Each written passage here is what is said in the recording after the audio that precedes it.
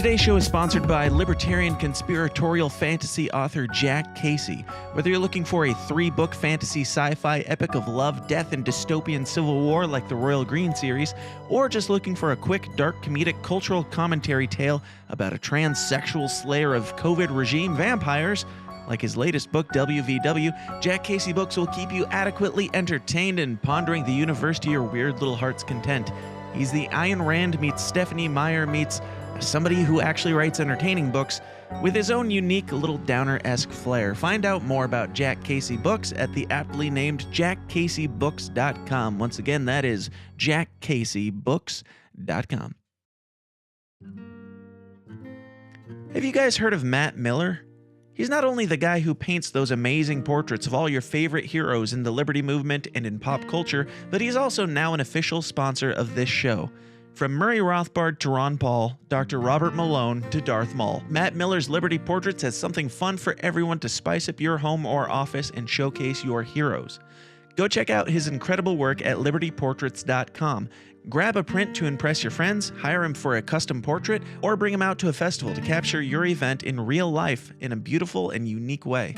To find out more, just head over to libertyportraits.com. Once again, that is libertyportraits.com. Today's episode is sponsored by Astero's Cybersecurity Services. These days, organizations of all sizes are targets for cyber criminals, disgruntled employees, or even nation-state attackers. Astero's performs cybersecurity services providing expert guidance to help organizations defend against threats and protect their data. Astero specializes in penetration testing, where they perform ethical hacking on networks, web apps, or organizations as a whole, to simulate what an attacker would do and plug the discovered holes before anyone malicious finds and exploits them. Asteros also specializes in vulnerability management, security awareness training, phishing simulations, cloud security audits, compliance readiness assessments, and much more. As technology expands, it becomes easier and easier to run a business, but if your security is not growing along with your company, then you're going to run into problems. If you don't personally have a company of your own, definitely pass this information along to someone who does, because for a limited time, Asteros is offering companies an attack surface audit completely free. Let Asteros discover potential entry points to your network and how susceptible your company or organization is to cyber attacks. To learn more and to take advantage of this essential offer, just go to asteros.com/free. That's Asteros, ASTEROS.com/free. How many ads won't there be? I see you in the comments. Already getting pissed off because you had to wait a whole, 3 minutes to start a free thing that you get to watch. If you want the ad-free version, you can get that at patreon.com/the system is down. But you know what we're here for today. We're going to talk about all the things in the news, in the world news, the normie news, and in Liberty tire fire news. Lots of fun things we're going to get into in just a moment. Before we do, let me remind you guys, three ads, as I said, unless you count this one. If you are, hold up, where's that music? Get that out of there. If you are not in the Downers Club, go get into the Downers Club at patreon.com/the system is down. People like Lisa Debus, Victoria Berger, Cole, Heffalumps Woozles, Level Zero, Vanzot Media, Jack Casey, Rick Duran, Kyle Evans, Craig DaCosta, Anthony Meyer, Derek Evans, John Odermatt, Tim Brown, Aaron Stute, whole bunch of people. If you want to get your name on that list and possibly have it read, go on over to patreon.com/the system is down, and you will get not only the ad-free versions of every single episode, but you will also get access to all the after parties and the live stream after parties and all that fun stuff. For as little as $1, you can get the live after parties, and for $5, you can get all of the backlog of all the bonus content. Fun stuff. Doing one today. We're going to be doing an after party, so stick around. You'll have that in your email. You'll have the link in your email before the end of this main episode. So be on the lookout and join us in the after party. Patreon.com/the system is down. All right, now we have some things to talk about. We're going to get to it, but I do have to do the normal thing and get you all pumped up with this here intro, because it's time to get weird and get uncomfortable and talk about some of our own peeps. Here we go. All I ask is, if we have to give these bastards our lives, we give them hell before we do! The tragedy of our day is the climate of fear in which we live. Talking about the Salomon Brothers building collapsing. I would ask the congressman to withdraw that comment and tell us that he didn't really mean that. Half a shot before what I call nastiness or, I don't know what I said. I did not have sexual relations with that woman. The Bible commands that certain people be put to death. Thieves were possessing weapons of mass destruction. 9/11 attacks were carried out by Al-Qaeda. Handle the truth. I remember that with that smoke. We are still here! We have to say yes to social justice.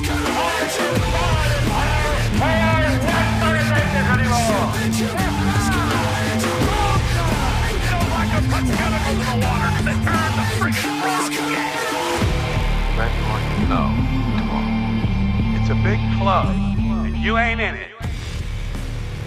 That is correct. It is a big club and you're not in it, but you are in this club, this cult here. This is the least comfortable show on the web. The System is Down, where we talk about things like conspiracies, politics, and religion, and all the uncomfortable topics that your family prays don't bring up around the Thanksgiving dinner table. And today we're talking about probably all of those in one form or fashion, and a lot of them having to do with conspiracy theories and different fun things in the Libertarian Party. But I can't do it alone, as you know. I never go it alone unless I do. I was actually planning on doing this solo. And then a whole bunch of people, I was like, that would be fun to have on. I wanted to bring on some people to keep me grounded and also maybe challenge my thoughts a little bit. But I've got an entire slew of co-hosts here that are going to weigh in. They are all Mises adjacent, which of course means evil, but some of them are, I hear, irrational and repugnant, and they whatever. They are as follows. We've got the insufferable asshole of Delaware, Dave Casey. We've got Clint Russell, who I hear is like an idiot and, I don't know, dishonest or something. I heard a lot of allegations against him recently. And then we've got, to keep us all grounded, keep us all under control, we've got the Liberty Dad himself from Liberty Dad Pod, DL Cummings. How are you guys doing? Doing good, brother. Doing well. Good. Feeling really stupid this morning. Thanks for having me. You know, after watching your Clint. latest stream, I'm feeling really stupid too, to no fault of yours. But what were you saying, Dave? I started my day with Clint. And I did too. Continue it with you guys. It's great. I did too. And that's what sparked me to bring you on here, because I thought about first off, God bless your soul, man. God bless your battered little heart at this point. I was thinking about doing the same thing. I still might. I don't know. I just don't know if there's any value to it at all at this point, because dude's broken. But let's not get ahead of ourselves. We got to start with some other things. Make them wait. Make them wait for the thing that they're all here for.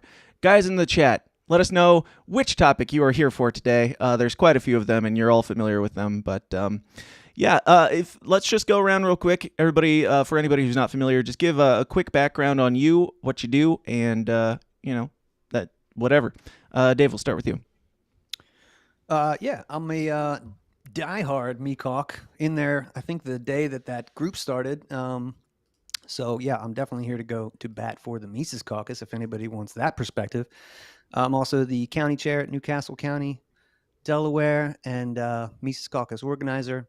And I started a podcast last year to, engage in some of this stuff with you guys. So, and currently on your fifth Twitter handle? We're on number 4. Feeling really good about it. Nice, so, nice. Yeah. Clint, who are you? What do you do? I am Clint Russell. Liberty Lockdown is the name of the show. I'm a California refugee that moved to Florida, second-gen libertarian, and Mises Caucus. I don't know, spokesperson or something now. I don't know how I fell into this role, but that's kind of what I'm doing. And yeah, that's it. There seems like there's a lot of accidental Mises Caucus spokespeople. Like anybody who gets into it, they're like, hell yeah. And then all of a sudden they are, if anybody says anything bad or negative, then it automatically reflects on you, and you said the bad, negative thing. So Clint, I condemn you as irrational and repugnant. DL. Good. What do you do? So DL, host of Liberty Dad podcast. I'm basically just trying to do a slightly different thing with my podcast. So you don't really see a lot of talk about like the party and stuff like that. I'm really talking more about libertarian stuff and just trying to make it more open to people that aren't libertarian. As far as the Mises Caucus goes, I guess I'm not a member, and I depending on who you talk to, I'm Mises adjacent, Mises friendly, Mises, I don't know, whatever other slur or term that might come up with it. But, and there's actually a good reason for that, because I came on the scene and I was criticizing everyone and anyone. And the people that were the most friendly, the most receptive to my criticism, believe it or not, were the Mises crowd. I can't think of anybody that's actually called me any really nasty names. Their opponents, however, different story. Right. And that seems to be the going trend. No matter what the rumors say about the Mises Caucus, it seems like, you know, there's not only is there mudslinging on both sides or all sides or whatever. I don't know why we're even looking at this as sides, but all of the allegations, all of the anger, all of the vitriol, it's projection. But again, we'll get to that some more. We do have to start out with some normie news, because I know not everybody that watches this show is a libertarian yet, but we'll get you there. So let's we always start off with the good news. We roast it and we have a good laugh, and then we pull the rug out and it all gets really dark after that. The really good news of today, though, and I don't think I have this screen set up with all of you on it. No, I don't have anybody on it. Holy shit. All right, so we'll watch this. Did you guys hear about the Fox capture, or the capture of the the Fox insurrection on Capitol Hill? Yes, I did. Yes. Yeah. Do you guys have as much concern about this thing as I do? Probably about as much as you do, yeah. All right. Probably not. We'll see. I don't know. let's get today's take on it, and we'll have a good laugh at it. An aggressive fox that attacked a congressman earlier this week has been captured by animal control. Officials say they received several reports of fox encounters on Capitol Hill this week. Congressman Ami Bera of California was bitten on Monday, and he described that encounter to NBC's Garrett Haake. I was walking to the Hill about 5 o'clock in the afternoon over by the Senate Russell building, and felt something like lunge at the back of my leg. Thought it was going to be a small dog or something. Kind of jumped, and then it's like, that's not a dog, that's a fox. Awesome. Congressman Bera says he went to the hospital to get the appropriate shots. Other people were also nipped by the fox before animal control managed to put that fox in a cage. Wow. The control room calls that Fox News. Good one. Clever bunch of guys back there. So, doing the Lord's work, doing I guess maybe Adam Kokesh's work. I don't know. Definitely sticking it to the man. And what are you guys' thoughts on this fox? Do you think he had the best intentions, or do you think he's, nefarious? Well, they said it was aggressive, so clearly it didn't have the best intentions. And the media would never lie or use exaggerated language about a wild animal being aggressive. Mm-hmm. Right. Anybody got any PTSD coming on from watching that? Yeah, actually, I feel the same way I do about January 6th. It was a disappointment. He only nipped at like a couple people. Like, you could do better, Fox. Right. And yeah, I hope they're not they don't sending put their him best down. and brightest, let's say. Right. No, I refuse really to believe not. that something that adorable could hurt anybody. So no, I don't buy that story. Amen. Amen. Now moving on, we have a sad one for you guys. I'll figure out how to get Clinton here at some point. But the late and great Gilbert Gottfried has passed at the age of 67 after a long-term illness that he's apparently been battling. And my first thought on this is, it seems like we have a lot of these lately. A lot of celebrities keep dying mysteriously after long-term illnesses that nobody knew that they had. Maybe I'm just a crazy conspiracy theorist, and I'm not alleging anything, but do you guys have any thoughts on this? Can I allege something? Please. The jab is expediting death. So if you got some shit that's wrong with you in your liver or your kidney or your heart, if you're diabetic, you got high blood pressure, you got some of these things, this is going to expedite your exit. That's my claim. So you think that, without speaking in too many definitives, you think that it's helping? It's helping speed up some of these cures for COVID. Seem to be a lot of death lately. Yeah, that's right. It's Grim Reaper's little helper. Right. Now, Clint and DL, I don't know how much you guys weigh into like the conspiracy world or anything like that, but what are your thoughts on this? Do you like, I know, like, I'm not jumping to conclusions that he died of like an injection or anything, but do you think it's possible? Possibly. Go ahead, DL. it's hard because he's like 67, and a lot of people die around 67, unfortunately, and a lot All of the wrong people die at 67. correct, and a lot of a lot of people that are famous, you don't know necessarily that they're going through something, and then all of a sudden they die, and then you find out that they were going through something. I do think there may be something to it though, because we do have evidence that the vaccine, is has caused problems for people that already have problems, right? So I mean, it sounds legit, and then just is a matter of like, to what extent, I don't know. It's hard to say. Yeah. The first famous person that dropped that lifted an eyebrow for me was Bob Saget, and then it turns out He slipped and like bashed his head open or something. Like, yeah, but the original reporting was that they had found him, clutching his chest. So like the original reports were that they thought he had a heart attack, and then it turns out no, he actually had his skull fractured from behind. And then his family's like, we don't want an autopsy, we don't want anything done. And I'm like, what the fuck is happening here? Right. So that one definitely concerned me. But moreover, if you look at the athletes across the globe that are being taken off tennis courts with chest pains, soccer pitches with chest pains, it's just like, look, man, I don't even want it to be true. I mean, more than half of the world has taken this stupid thing. So I very much don't want this to be the case, but it certainly seems as if there are some issues. Right. Yeah, Bob Saget is the only man to ever commit suicide with a baseball bat to the back of the head. It's even more impressive than a shotgun to the back of the head. But yeah, it was good. Anyway, just do you guys have any thoughts on Gilbert Gottfried? Do you have any memories of him? Were you guys fans or anything? I loved him. I wasn't a big fan. I mean, I wasn't a big fan of his actual stand-up, but his roast appearances when he would get up there, just his delivery, he was so unhinged, like kind of an OG-based human being, where he would just say like the most inappropriate thing, had no filter, was kind of out of his mind. So he'll be missed as far as I'm concerned, because the younger generation simply doesn't do what those old cats did. Right. Yeah, as this generation of offensive comedians dies off, it's like, what do we have left? Like, these are the last people holding on to just freedom of speech just in their actions. So, yeah, it is a tragedy. What were you going to say, Dave?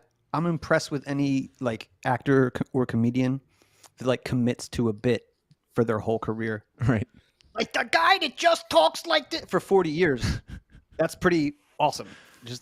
So yeah, he'll be missed. Maybe he died of squinting for too long. He died of migraines. All part of the right. Yeah, that was part of the act, was the squinting. That wasn't even real, and he just died of migraines.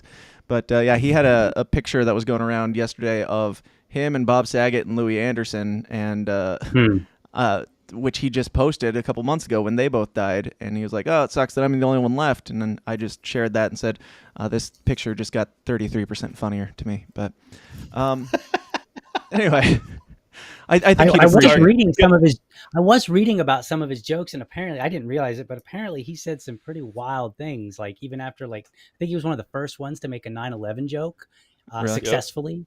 Nice. And so I was like, oh, wow. Because I even though I definitely don't do comedy because I'm not very funny, but I very much appreciate, you do dad jokes, like just bad, like I grew up watching Def Comedy Jam, man. I like really offensive humor. So I think the world will miss that for sure. Yeah, absolutely. Well, rest in peace, Gilbert Gottfried. You will be sorely missed as one of the most unique characters to walk this earth in my lifetime. Plus he played the parrot in Aladdin, and that's gonna, I'll never be able to show my kids that without feeling a little bit sad now. Right. It was already weird showing it to them and knowing like what his comedy was, but it's like watching Full House. Like, hey, he's a nice dad and all, and then you hear whatever. But rest in peace, man, and hope the best for you. Hope you enjoy rotting in hell or whatever. I don't know, whatever. So moving on. Omicron has a new the latest update and upgrade. If you are tired of your old Omicron variant, you can now upgrade to Omicron XE for only 3 or 4 jabs per year. Did you guys hear about Omicron XE? The new, like, I've seen it as Omicron XE. I've seen it as the XE variant. Have you guys looked into this at all? I have not. I'm sorry. Not really. I saw a video. like I made my career almost talking about COVID, and even I am so over it that I just don't give a fuck. Like I'm like, oh, you got a new variant, you got a new label for this thing that I don't give a shit about. So yeah, I don't care. I really Clint, don't. it's like if you were like you made a career as like a guy who tastes fine whiskeys or something, and you're like, hell yeah, that's a good whiskey. And then like 6 months later, they're like, yeah, we diluted it with 50% water. Now keep reviewing it. It's like, this is kind of nothing now. And then they're like, yeah, we diluted that with 50% more water. Now it's called Omicron whiskey. And then they're like, here's just water. We're calling it Omicron XE. Can you please review this on your whiskey channel? Exactly. And I just the pedal's off the rose, man. I really don't even want to stop to smell it anymore. Right. I watched some video and they were like showing this, like here's where they started and then they split off. And then I think this XE split off and then rejoined itself. And like some guy was like, this is pretty normal, blah, blah, blah. And he was like, we shouldn't, get all too concerned about it. I mean, he wasn't saying like not to get too concerned, but just like not to go all crazy just yet, because it's it's kind of common that viruses and stuff like that, just kind of have. I will say this, that the way they've overblown the COVID hysteria over the past 2 years, I don't think I will ever be scared about anything that the media tells me to again. Like I really don't think so. And it's funny because the only thing I'm actually scared of is World War III and nuclear Armageddon, and the media won't talk about that at all. Right. So that just confirms once again that that's probably something I should be paying attention to. I did notice that the whole Ukraine thing has really trickled. I even saw it trending on Twitter, or an article on Twitter or something 2 days ago. It was like saying something about Russia kind of pulling back, and it's like every other day they're pulling back and then they're attacking. They're pulling it's impossible to follow. It's impossible to even know what's true. I can't even pretend to care at this point because I don't believe anything you people have to say. And I'm there with you, Clint. Like if these people came out and said there is a meteor heading for the Earth, I'd be like, bullshit. Like, prove it. Yeah. I don't know. I'd be finally. Right. Yeah. They did say that just yesterday. They said that there's another meteor on track for Earth, and it's like, well, they say that every 6 months. Yeah, I swear to God. But yeah, no, and with the Ukraine-Russia war, I mean, there are repositioning of troops that is just part of war, where especially when you're trying to encircle a city. So like when the Russians have successfully taken over a particular part of a city that they're trying to siege or whatever, they'll withdraw and then shift and then move back in on the other side. It's like it's all military tactics, but because if there's a step backwards at all, they paint that as like a full on retreat and a white flag. And so I've heard everything from Douglas McGregor saying basically the Russians are demolishing this place to the CNN folks saying Ukraine is winning, and I even heard Shane Hazel on Kennedy last night said that he believes the reports. I don't know why, but he says that over 40,000 Russian troops have died, and I find that just extraordinarily hard to believe. Yeah, me too. Seems a little high. I don't know. Yeah. I don't know why that was funny, but that was funny. It's not. I'm just pointing out that it seems a little high. Yeah, I know. Sorry. Speaking of things that are not funny, did you guys catch this clip that I can only describe as Twitter in real life? If Twitter was a city. Wow.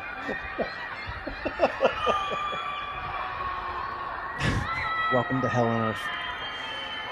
Oh, it's the Kokesh live stream. I mean, we can. And I had a conversation with somebody that I love and respect yesterday, and or a couple days ago, and he was talking about how all these liberty people, like, they can't just take a win. Like, COVID is gone. Like, just get over it. Stop obsessing about it. But it's like you look at they're bringing up new variants. And over in China, they've got people literally locked in their house. If you leave your home, you will be dragged and arrested. And just this, like, is this not enough for you to have a little bit of concern still for the potential there? Because the people that gave up a little bit of power still know how fragile our liberty is and how easily they can take that power back.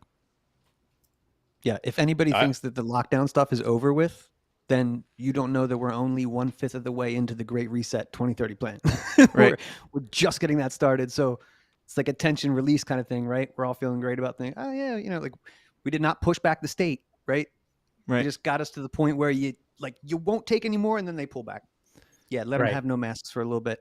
But the global corporate technocratic takeovers just started.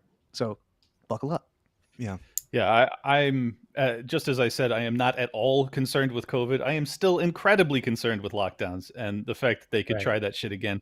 This is why I moved to Florida, is because I believe that we will have rolling lockdowns, not just for COVID, but for a litany of different issues over the coming 5 to 10 years. And I just wanted to be somewhere where I thought that the culture would actually push back against it. But I am very concerned about what's happening in Shanghai. And if you're not paying attention to that, you're out of your mind, because that's exactly how these lockdowns began in the first place, is that China did this unprecedented, insane thing. And then a few months later, we fucking did it. So yeah, I'm nervous. All the crazy videos coming out. That was the very beginning, right? People were dropping dead in the streets. Well, what was now they got bags of cats, trash bags full of cats. Right. Yes, Do they really? Fucking, oh yeah, dude. All kind of stuff. I did see the robot dogs going around warning people to stay in their homes. That's not unnerving at all. There's videos of them beating dogs to death with sticks, dude. It's crazy. Jeez. Like they were just hunting. To be fair, they were just getting their Right. One of the things that really got me was we have access to all this information right now. Like you can literally just like on your phone, you can just do tons and tons of research, right? And I mean, just like looking stuff up, you can read papers, white papers. I mean, you just have access to so much information. And I think the thing that kind of I find really scary is that despite having this at our fingers, at our fingertips, there's this like this attitude of like, no, you shouldn't look stuff up. You shouldn't do your own research. You shouldn't, because you're not qualified. And it's true. Like a lot of people maybe not qualified, but I'm like, what you should do is learn how to do it properly, right? Not do it at all. And so I kind of fear for that in the future, where, you might have people that want to be dissident intellectually. And I don't know where that's going to go, but we've kind of already set the stage for, you believe, who we tell you to believe, and that's it. Right. So I find that kind of scary.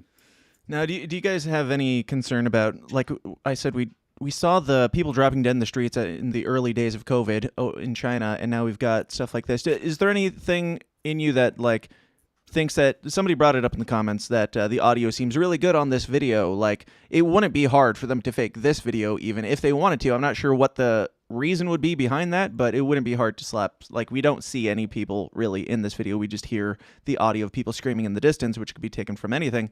There is a guy talking over it, which makes it more compelling. But do you guys have any concern over, this being propaganda of some sort? Yes. But nice. Yeah, I mean, yeah, you're going to ask Dave and I, obviously everything's fucking questionable. I mean, it doesn't make any sense when I see stuff when it comes to like totalitarian response to things. I can't imagine that the Chinese government or the CCP in particular is trying to show that they're, driving their fucking people into insanity and screaming in the middle of the night. So it's hard for me to imagine that they would be doing that. But I could see, if you have some sort of deep state interest in fomenting hatred towards the Chinese or fear of the Chinese, to lay the groundwork for potential conflict with them in the future, there's value in that type of stuff. So who knows, man? Yeah. Shannon, I do think Shannon says in the chat, our resident news guy is being told by the panel about news. Shannon, don't make me go all Kokesh on your ass, because I will. I will. Go ahead, Please Dave. don't. No, I think, we should be skeptical about everything. But yeah, I mean, just to big picture it, China is the World Economic Forum chosen model. And I think that's because they've done the best job at creating an authoritarian state that people actually like tolerate. Like it's not going to stick in America now, even in like, Europe. But those people, I think mainly are okay with, like, they love their state. So I don't know. I'm skeptical at best. Yeah. Here's the fun part about that, though. Even if it's not a conspiracy, right? Even if it's all legit, these kind of things have a tendency to be used and manipulated later in ways that you don't really expect. So so sometimes I look at stuff and I'm like, I can't decide whether it's legit or whether it's not. but then, later you find out, okay, well, it was legit, but look how it's being spun now. Right. So it's a mess. It's a disaster. Yeah, it's kind of like some of the Ukraine propaganda where it's like, Right. yes, this is a real video that was taken from a video game. Like, Right. yes, whatever. They can put whatever they want on it. Who knows when this was taken? Who knows what it's of?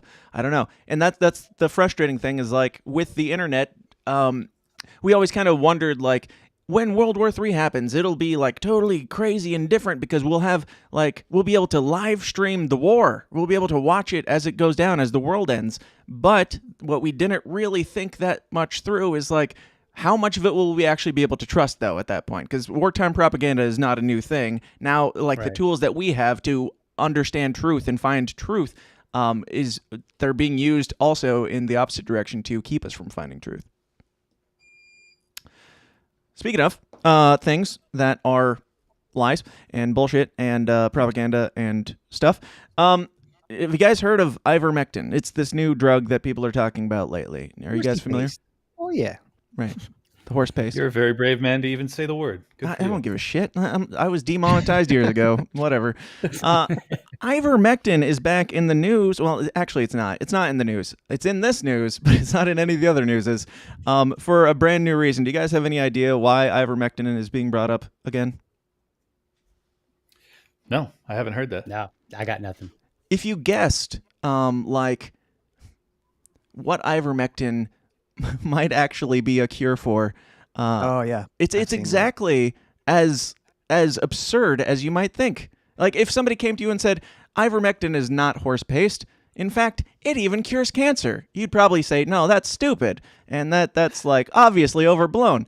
But if you go to the National Institutes of Health website and type in ivermectin and cancer, you might find some different information that I'm probably not supposed to be talking about on YouTube. My personal biggest question, of course, is, does it cure people cancer or only horse cancer? Well, horse cancer and Joe Rogan cancer, obviously. So, looking at the screen, do horses get colorectal cancer? I couldn't tell I you. don't want an answer. Don't answer. And for I'm the pretty sure that YouTube, Mi- for the YouTube Mr. Hands overlords, is I'm is not a making form the of, claim that it cures cancer. I am only showing you this thing. That the whole cure cancer thing, I'm sure, is absolutely a Anthony conspiracy Fauci theory. and the National Institute of Health are claiming that it Right. does that.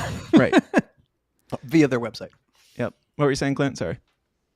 Oh, I was just saying that Mr. Hands might be considered a form of colorectal cancer for horses. That's a deep cut joke. I don't know if anyone's even going to get it. I don't. I'll be honest. I don't. Okay. Mr. Hands was a fucking sex video of this dude having sex with a horse back in the day, and the guy died. So yeah. More power tale to all him. around. I mean, it is what it is. I can't believe you guys don't know about this. Jesus no. Christ. I know So, about wait a minute. Mr. Hans was that from in- Lincoln Park or Was that in something. Illinois? I think about 10 years ago or so, I remember a story about a guy that Sounds was like having something sex with we'd a do. horse, and it perforated his intestines or something like that. And it was like out of Illinois or something like that. It came across, and I was like, "What the hell?" And I was like, "Who does that?" And like, Hold up. whatever, I don't know.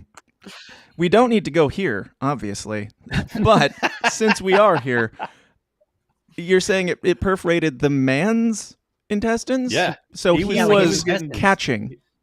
He was because getting dogged turns out by the there's horse, a bro. proportionality of size that's not correct there. Holy shit. To say the least, yeah. The but human they body is an had been- amazing thing, but it has its limits, I would say. But they had been getting together like every weekend for months doing this shit, and homeboy just like caught it at the wrong angle, and it tore him up so bad he bled God. out. But they put videos of it online. I swear to God, I didn't see videos. I've seen the video. I swear to you, it existed. It I was just called saw a Mr. news Hands. article about it. The whole- YouTube. Oh man! Thank you, Clint. This was Thank you before for this. censorship. I can't believe I'm the only one that knows about this. This is incredible. Well, Clint's I got the didn't see deep the cuts. videos, but I know the story at least. Like goodness, like Well, and for the record, I don't know if it was in Illinois. That's I don't want to besmirch the great state of Illinois. But Oh, besmirch Sorry away. about We that. are Yeah. awful. Every inch. Well, I would say the great state of Chicago is awful, and the rest of us are just under its reign. But what? Okay, so we are going to transition and talk about the thing that you guys have been waiting for, which is the most cutting and fascinating liberty drama in the liberty sphere, which is, of course, pressed the wrong button. Which is, of course, the opinion of CNN that right-wing children's entertainment complex is upon us. This is just my transition. This is obviously not the thing that people are hoping we're talking about right now. But by right-wing, they also include the Tuttle Twins, which I find absolutely hilarious. Are you guys familiar with the Tuttle Twins cartoon? Yeah, not terribly yet. Yeah, I'm sure we'll get there because I got a 3-year-old, so we're gonna get there eventually. I've been watching it with my my 10-year-old and my 12-year-old and or 13. I don't know. I've lost track of how old they are, but my kids, and it's pretty great. It's I think you guys, even as adults, like it's a little rough around the edges in some, like as far as quality. It's good quality, but it's like they're still kind of figuring out their pacing, I think. But it's great. They bring up a lot of great topics. But I found this hilarious. CNN started attacking Tuttle Twins as evil right-wing, brainwashing children and everything. So we'll read a little bit of this, then we'll get into what everybody's here for. If you want to jump ahead to, 45 minutes maybe, we'll be talking about the thing that you want us to talk about, but maybe not. The thing. The things. So are your children being brainwashed? Asks CNN. This is from CNN.com, so you know it's legit. That's the question that greets visitors to the Tuttle Twins website, which sells libertarian children's books. Gasp. The books written by Connor Boyack are meant to protect children from the socialism and wokeism that the website says American educational and cultural institutions are, quote, pushing into the minds of our kids. A cartoon on the site shows a mother wielding a Tuttle Twins shield while protecting her frightened children, absorbing the arrows of socialism, Marxism, collectivism. So far, I'm failing to see where the problem is, but if you guys want to weigh in at any point, feel free.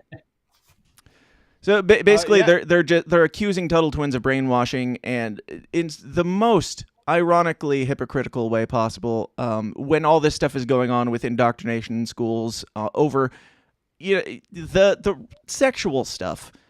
If somebody has entertainment for kids that is, against communism, then they are brainwashing. Do you guys have any thoughts? I do, actually. My son came home from preschool, and I tried to deprogram him with Tuttle Twins, and then he started doing a Nazi salute and goose-stepping around the house. So he kept saying Heil Heiss. I don't know what that means, but yeah, exactly. And then I was like, oh my God, Adam was right. The Mises Caucus is really dangerous. So yeah, I mean, Tuttle Twins, it's basically hate speech, and I think we got to do everything we can to get rid of it. Yeah. I think it's interesting that this same outlet will probably in the same day have an article that will talk about right-wing extremists that don't want public schools to talk about certain things. And then they will say also, yeah, we don't want them to be able to buy books privately. Right. We think that's bad too. Right-wing extremism all the way around. It's just crazy. Yeah. And CD says in the comments, this coming from a guy who only watched VeggieTales until he was 17. CD. Frankly, VeggieTales is dope, man. Especially if you're like a sheltered conservative Christian kid who just wants some form of entertainment. If you get something even passable as entertainment, you're happy. So, shut up, CD. All right. So if you guys are good on that, I don't have like. I know there's a bunch of people in the comments. There's a bunch of people online who are like, "Oh, you better bring the compelling evidence and facts against these claims and the hard-hitting journalism, blah blah blah." That's really not what this is. This is more like a chat amongst reasonable people. Yes, we are all Mises Caucus people, and we are the ones that Mises Caucus adjacent, whatever. I'm not even an official member myself, but we are all rational human beings that just want to have a conversation and discuss these things. A bit of a bias, of course, because we like some people and we don't like people that have bad history. This is just going to be a civil conversation and taking a look at some of the things that are going on. And all of this came out over in the last week. We will start with the Adam situation, which, Clint, you are... I would say at this point you are more qualified to speak on whatever the hell this is than anybody. You might even be more qualified than Adam at this point. But after what happened last night, give your brief recap of what is going on for the people that don't know. Oh God, a brief recap? That's going to be a challenge. So basically, well, I could give Adam's version of events, or I could just give the short synopsis of what I actually think transpired. So which would you prefer? Whatever you feel Okay. like giving. All right, I'm gonna go with the events that transpired. I think is more interesting than what happened with Adam, because it was just a mental breakdown happening in real life, and I feel bad. I feel bad for making fun of him at this point. Well, I do feel bad for him.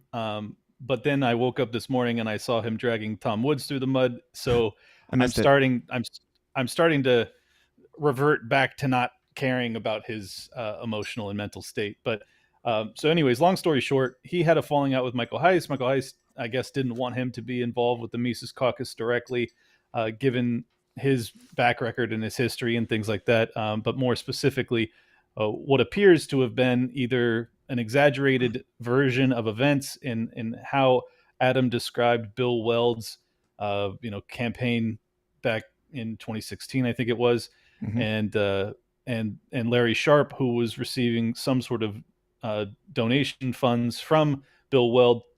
So Larry Sharp didn't want to, speak on it, and then essentially, Adam was referring to Bill Weld as Pedo Bill, and he was kind of looping Larry into this whole paintbrush type tale, and some people took it the wrong way. They felt like they were like he was making it sound as if Larry was pedo defending or whatever. Right. Adam adamantly dismisses this as even a potential thing, but I've talked to numerous people, including Larry Sharp today, to get confirmation that this is how it went down. And I honestly believe that if that's not what Adam said, he did say something along those lines, and it rubbed some people the wrong way. And instead of just moving past this or having a conversation with Michael Heiss, who he really has the gripe with, he has decided to destroy every single person in Mises Caucus leadership if they are not willing to take Adam's side in this spat. Right. And his amount of, I don't know if I'm allowed to call it evidence or what have you, but all he has is that one screenshot, as far as I'm aware. I watched the whole thing, and did you find anything, I mean, compelling or evidence? To my understanding, I just talked to Heiss this morning, and he kind of gave me his rundown of his side of the thing, because I'm not going to come on here and bash people that I haven't. That's not true. I'm going to talk about Adam as well, but I got Heiss's opinion, because it's if you lied about this, then I do want to know that. If you are going around spreading rumors, that is something I want to know, even as somebody who likes the Mises Caucus and likes Michael Heiss, if that is the case. And he's like, well, here, the problem with it is it's not a fucking lie. He stood on stage and he called, I don't know if directly these words, but alleged or implied or called Larry Sharp a pedo sympathizer or pedo protector or something like that back in 2018 at one of the conventions.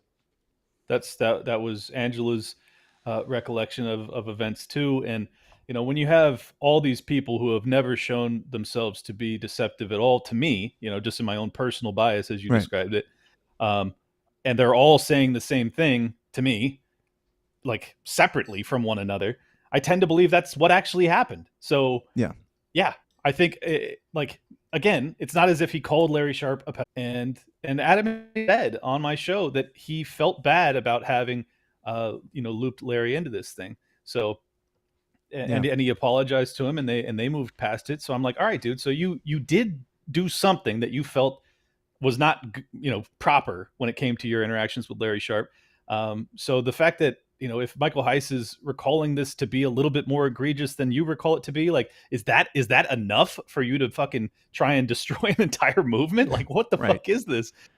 So yeah, I came away extraordinarily unimpressed with the quote unquote evidence that he had to provide. I mean, the only evidence he has, as you said, is a screenshot of Michael saying it, that he said, but I will say this, that Michael said in that chat that he called him a pedophile, which he did not call him. Even in Michael's recollection and Angela's recollection, it was pedophile defender or adjacent or whatever you said. So it's whatever, man. It's all fucking so stupid. Just these people just need to pick up their phone and hash this shit out.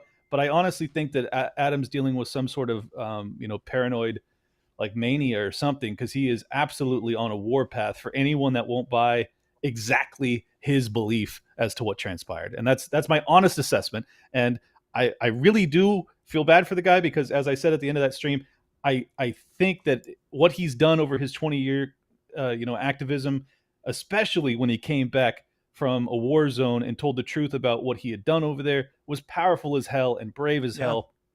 And I absolutely hate to see him in this state. But he is tearing down really, really good people. And that is the primary reason that I felt like, even though I have respect for what he's done in the past, and even though I have sympathy for what he's going through right now, it doesn't change the fact that it requires pushback when you start to, tarnish an entire group of really good people. Absolutely. Yeah. Anybody else can chime in. Who was it in the chat?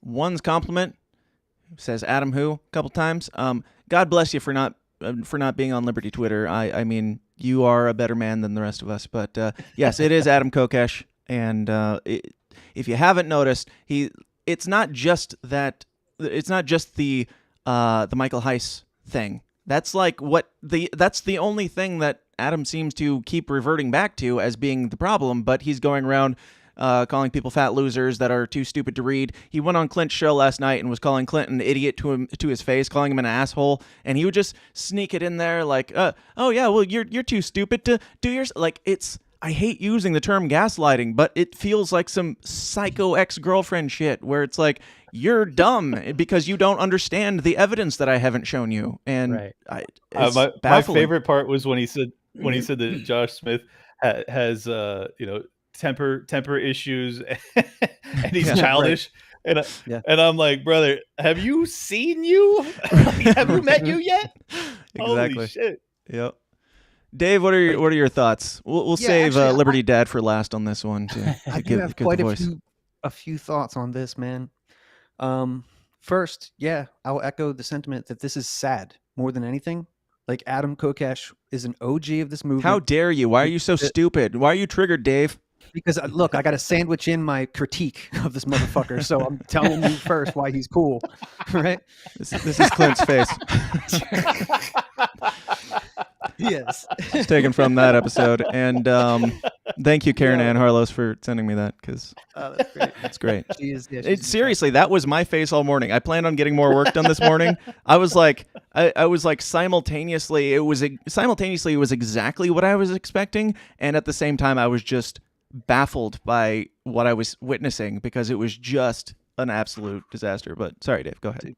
No, it's all good, man. But seriously, so sad what's happening to this guy right now, because he, instead of just maybe passing the torch to the next gen or whatever, he just shat on Dave Smith, Ron Paul, Scott Horton, like the pillars of the movement, man. You better come with something really good, not a screenshot of Michael Heiss saying you can't be in my Facebook group. That's fucking dumb. It's careless. That's some Archie Flower shit right there. You bring one meme to a discussion and say that this proves it. You were the guy who did the fucking dance party at the Jefferson Memorial. You should be fucking ashamed of yourself because you shat on your own legacy, bro. Right. And this is a guy who, when there was like 3 or 4 libertarian podcasts, he was out there crushing it in studio.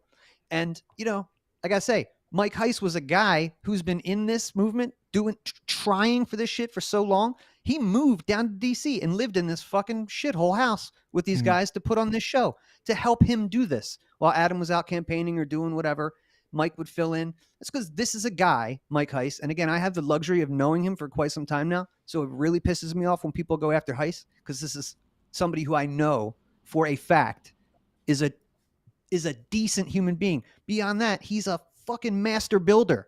Look what he's done within this movement. So you want to shit on, again, he's poised as what's this saying, man? You better be cool to people on the way up the ladder, because when you're on your way down, you might cross those same people again. And that's what's happening with Mike Heiss. You want to talk shit on the Mises Caucus real quick, and then I'll be out. We got 2 guys in this chat right now. Dan, Liberty Dad.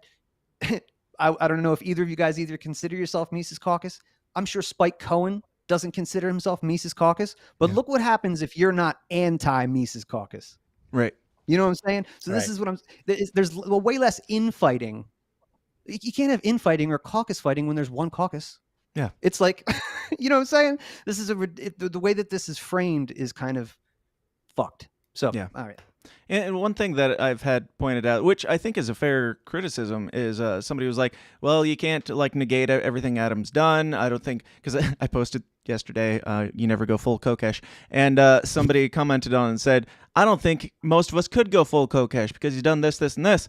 And he's like just opposed to the duopoly within this party. And it made me think a little bit because I'm like, yeah, we are kind of building a bit of a duopoly, but I don't think that's the Mises Caucus's fault. I think and this could just be my bias, and I'm open to it being my bias, but we are creating a rift, but that's just because everybody is opposed to the Mises Caucus, and then their little parties are falling apart, like the Pragmatic Caucus is falling apart, so it's becoming more of this basically a mini left versus right type of scenario, and I don't like that, but it's only becoming that way because so many people are spreading so much bullshit about the Mises Caucus from my perspective, and I am open to being proven wrong. But DL, go ahead. Yeah, so I don't have the history with like the party or Adam or many of the people that he was beefing with, like you guys do. But you know, one of the things that really bothers me, and it's always bothered me since since I got involved, started like observing at the state level, and then started getting involved at the national level, is that, you know, beef happens, right? Like people get upset at each other, and I noticed really quickly that people have like receipts upon receipts upon receipts, and I was like, Lord, I guess I'm gonna have to start screenshotting like everything that I say, which is kind of aggravating. Yeah. But one of the things a couple of things that bother me is one, I do believe I saw Adam post a bunch of screenshots of conversations that he had in private with people. I am vehemently opposed to doing that. I try not to do that whenever I can. There have been fires, and in those screenshots that he took, like with Scott Horton, he said, I'm going to tell you this in private because I respect you. And then he screenshots the entire thing and blasts it out there. Yeah. And, you know, and there have been fires where people have privately talked to me, and what they said was not what was, you know, burning out on Twitter or wherever. And I'm like, man, I really wish I didn't have that rule, because I could probably put some water on this fire by just saying, yeah, this person here actually didn't say that, or like, here's what they said to me. Mm-hmm. But I think that private conversations need to stay private. But as far as receipts, one of the things that I noticed is that there's not a lot of receipts for people saying, hey, you know, I tried to work this out with somebody. And when I say tried to work it out, I don't mean sending them a message and saying, look, jackass, you need to knock it off and start talking good about me. Like, that's not trying. I mean, texting them and saying, or, you know, if you're going to release your receipts, the private messages, you know, I want to see one that says, hey man, what's going on? Can we work this out? Give me a call. Yeah. Right. And you know, stuff like that. I never see that. Yeah. If you haven't seen it, brother, you got to check out the Josh Smith, Scott Horton, and Angela McArdle all start off their communications with him that way. All of them. Oh, okay. They all I'm talking say, about Adam, hey, right, what he sent out. Hey, we're your friends, and you know, what's up, brother? Like, are you okay? Right. And that's how it starts. Sorry, I didn't mean to be absolutest about that. No, I'm just saying, like, what I saw. I'm just letting you know, and a lot of others. It seems like, and not to be like hyperbolic or absolutist or whatever, but it seems like everybody who has engaged with this guy, we all loved him. We loved him. Like, we didn't necessarily agree with him on everything, but nobody had that big of an like. They might have had an issue with his character or whatever along the way, people that knew him better. But for the normal libertarian people, we're like, yeah, this guy's kind of an icon in our circle, and we have no problem with this guy. And then if you come out and say something like, hey, dude, are you doing okay? It's instantly like, why are you triggered? Why are you an asshole? You don't know how to read. You're putting words in my mouth. It's like, dude, I was just asking if you were okay, because I'm trying to be a decent human being here. I'm trying to be the opposite of what you're claiming that we all are. Like, I don't even have to try. This is just who I am. But you're calling everybody assholes while attacking them when they ask you, and respectfully, if you're doing well. And this morning, he posted more screenshots of another lady that's involved with the Libertarian Party who was asking him very directly, are you okay? Can I help? And he fucking lights her on fire. So like, and then he posts the screenshots of those text messages. So he is making it so that everyone that has reached out, he has He has then put it on them to confirm his opinion of Michael Heiss, and if they disagree at all, then he destroys them publicly. That's what he's doing right now. And it's clear as day. And, you know, whatever your opinion is as to the truth of or the validity of his beef with Michael Heiss, it doesn't change the fact that he is destroying a lot of relationships with people that are being good friends and are reaching out to him in sincere fashion. And it's just crazy, man. It's really hard to watch. Yeah. Right. You know, back when he came, so my first experience with him was back in 2020 when he came to Florida for running for the presidential nomination. And I did a podcast right afterward. And I want to point out, like, you know, kind of maybe leave on a good note if we're moving on. What I said about him is because I basically reviewed every single person that was running for a position. And the last thing I said, as a minarchist, I'm not convinced that the ingrained nature of humanity is compatible with a true voluntary society. And then I went on and said, but if there's anyone who has the right mix of charisma, eloquence, and charm to keep me thinking about it, it's going to be Adam Kokesh. And lately, that's not what I'm seeing. And hopefully things resolve themselves and he can get back to being that person that has that kind of charisma that at least makes me think about it. Yeah. Well, let me also say that what's fascinating about the guy is that when he's talking politics, but not about the Libertarian Party, I still think that wisdom, that brilliance of analysis and problem solving exists within him, you know, because even during our conversation, even though we didn't talk much about the actual duopoly, when we tiptoed into that area, he really still has that fire, and he still has like this laser focus on what the real enemy is. I just think it's absolutely bizarre that he's so caught up in this petty infighting. I really hope he gets past it, because I was totally sincere. I know a lot of people are not going to believe me, but I was totally sincere in being concerned for the guy. The whole reason I didn't take any of his insults to heart is, one, because I've watched him fucking insult everyone over the past week. So I was knew it was coming. I was 100% prepared for it. Like, I thought it was going to be worse than it was. And also it was just funny. You know, it's like, I don't have any reason to defend myself to this guy. He doesn't fucking know me. Not so much haha funny as like, yeah, what's going on here? But you I guess hilarious. Dare I ask, are you feeling okay? As a viewer, I was like, let me just say, I think you handled that like a consummate professional, dude. And I could take some cues from that. And you too, DL, like patience.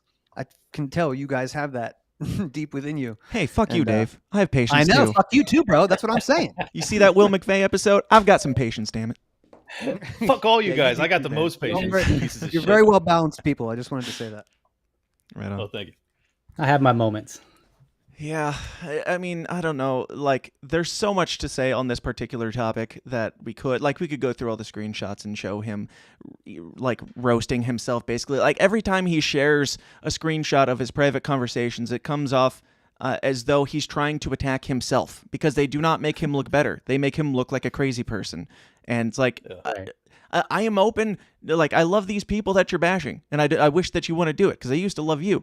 I just want to see this Kraken. Like, how do you juggle so many Krakens behind closed doors without ever putting out any evidence? It's quite impressive. Like, anytime somebody comes out, like even Karen Ann Harlos, she reached out to him. She's even said, I love this guy. I hope that he's okay, and blah, blah, blah. And he starts attacking her and made some veiled threats of, like, you just wait or something like that.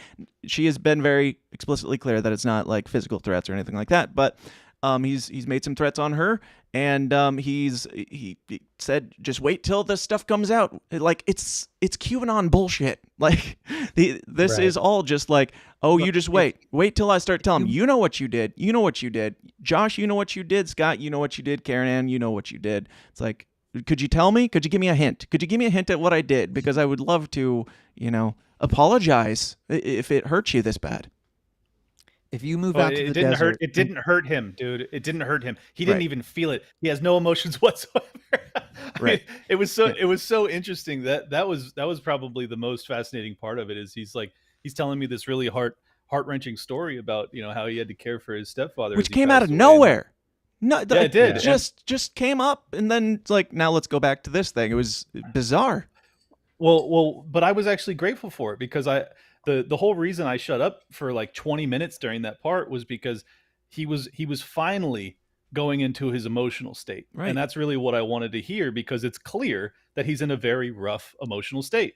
And as he went there, I was like, okay, now I'm starting to like put the pieces together. Maybe if you watched, your stepfather die in front of you and you were caring for him, and then you have a falling out with your mom, maybe like your emotional state is one in which maybe perhaps some of the trauma that he experienced when he was a soldier has started to, creep up in his brain again or something like that. I don't want to like, armchair psychologist him too much, but I do think that there's value in trying to understand someone's mental state when they are lashing out at so many people that I believe genuinely are good people. And I was like, okay, well, this at least shows some humanity. But then as I ask him, I go, hey man, well that makes a lot of sense that you might be a little bit more sensitive during this period. And he's like, I'm not fucking sensitive. And you're like, okay, well, yeah, dude, like you said it makes sense. Like that must be weighing on you. He's like, oh, I'm not whatever, dude. Like, shut up.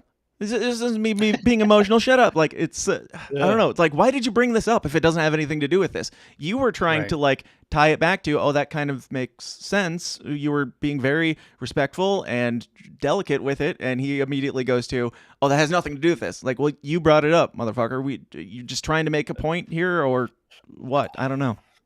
We were 5 sidebars deep at that point, so I was just trying to like circle back to the topic at hand. But it did seem like there was some value in that story in terms of his outlook on life during this period, because as Michael Heiss confirmed, they had not spoken since December. So this really did come out of nowhere, and I think that kind of explains the why. But whatever, he doesn't want to admit that. That's fine. Yeah.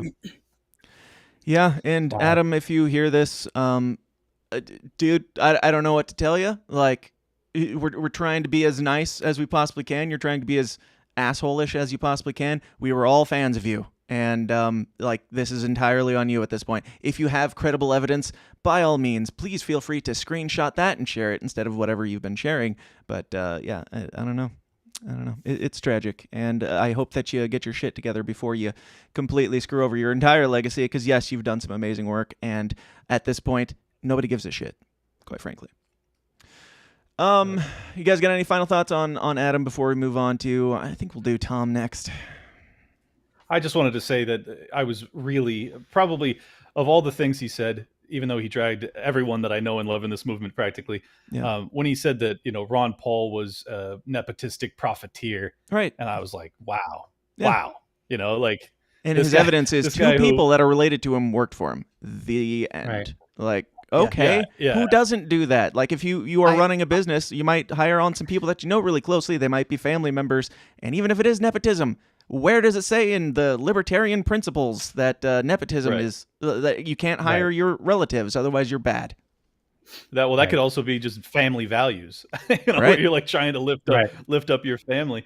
But that was what caught me the most off guard. It just really highlighted that, like, there is no one that isn't, in his targets. He will absolutely go after everybody. And then when I push back on it, he says, yeah, well, I supported, the Ron Paul, the movement in 08 and blah, blah, blah. And oh, you mean when he was practicing all this evil nepotism or whatever? Like, right. Just pick a lane, bro. Pick a lane and stick to it. Right. Dave, you got anything?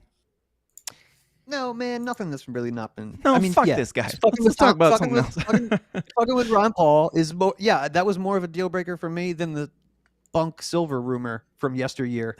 When you go after fucking Ron Paul, just like the fucking lib socks in the party, I'm like, it's a fucking deal breaker. I'm not saying he needs to be your guy, but if you. No, fuck you. If you're not down with Ron Paul and you're a libertarian, something's wrong with you, motherfucker. I disagree. Like, if you've got compelling evidence, great. But if nepotism is your smoking gun, then you have nothing. Right. Well, and he was so pissed at me for bringing up the Fugazi Silver thing, but someone had sent me that screenshot saying, I bought this, and this is what I got. Yeah.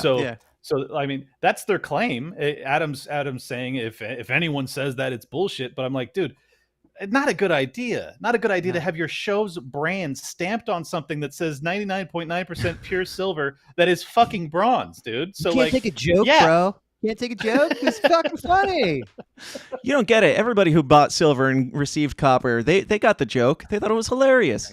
Yeah. Again, these rumors have been going around for years, and because I wasn't there, I didn't see this shit. I just, Adam Kokesh is cool. He goes out and says cool shit. So, like, they were all rumors. So, again, he really had to fuck up really badly for me to be like, bro, I don't know. Yeah. You know? And Karen Ann in the chat does make sure, again, she wants everybody to know, and she's perfectly right to do so, that the threats were not physical, but they were threats. They were blackmail threats of Right. fuck around and find out, basically. Let me say one more note on this. Sure. Even though I have tended to be the focal point of or at least host a lot of the focal points of Liberty Twitter drama, I don't want to do this. Yeah. And if someone else could take on this fucking title, I would really appreciate it, because I don't like it. I don't. No, I won't. I didn't want to do this today, but I was like, some of these things should be addressed for the people that aren't paying attention to, the But storm. you're so good at it, Clint. You do such Give a me good the job. salacious Liberty stories. I heard Justin Amash grab some Liberty thought in the pussy. That's some. I heard that. All right, I'll have him on. Fuck it. No, Let's talk it out. I do feel like there's value in it for sure. In the sense that, like, I can kind of peacemake and try to peacemake, but it doesn't ever seem to fucking work. That's what's really pissing me off about this more than anything, is like, no matter how kind I am, it doesn't seem to fucking work. Pete, like and I did want to bring up one other note, is that DL was talking about how he shared private messages and how that's against the rules, and I completely agree, for the record. However, when I was doxxed, I did share screenshots of between Pete and I, and I did so because I needed to show how it had transpired. Sure. No, I understand that. Well, I just wanted to explain, like, I feel very comfortable having done that, but it's just, I mean, when in someone has fairness, they already shared some violated- information that they shouldn't have too. So Well, that's my whole my whole point in it, is like, you once your privacy has been violated, it's like, okay, well, I don't respect yours anymore. So. Exactly. Well, and also if somebody is coming at you and they're presenting all this type of evidence against you, and the only thing that you have to clear your name is a private message, well, then I'm like, you know what? You've backed me in a corner, so it's fair is fair. Like, right, and Adam Kokesh is coming out and leading with the screenshots before it's even discussed. Just like, here's what somebody said to me, and we're all like, and go on. Like, where's the bad part?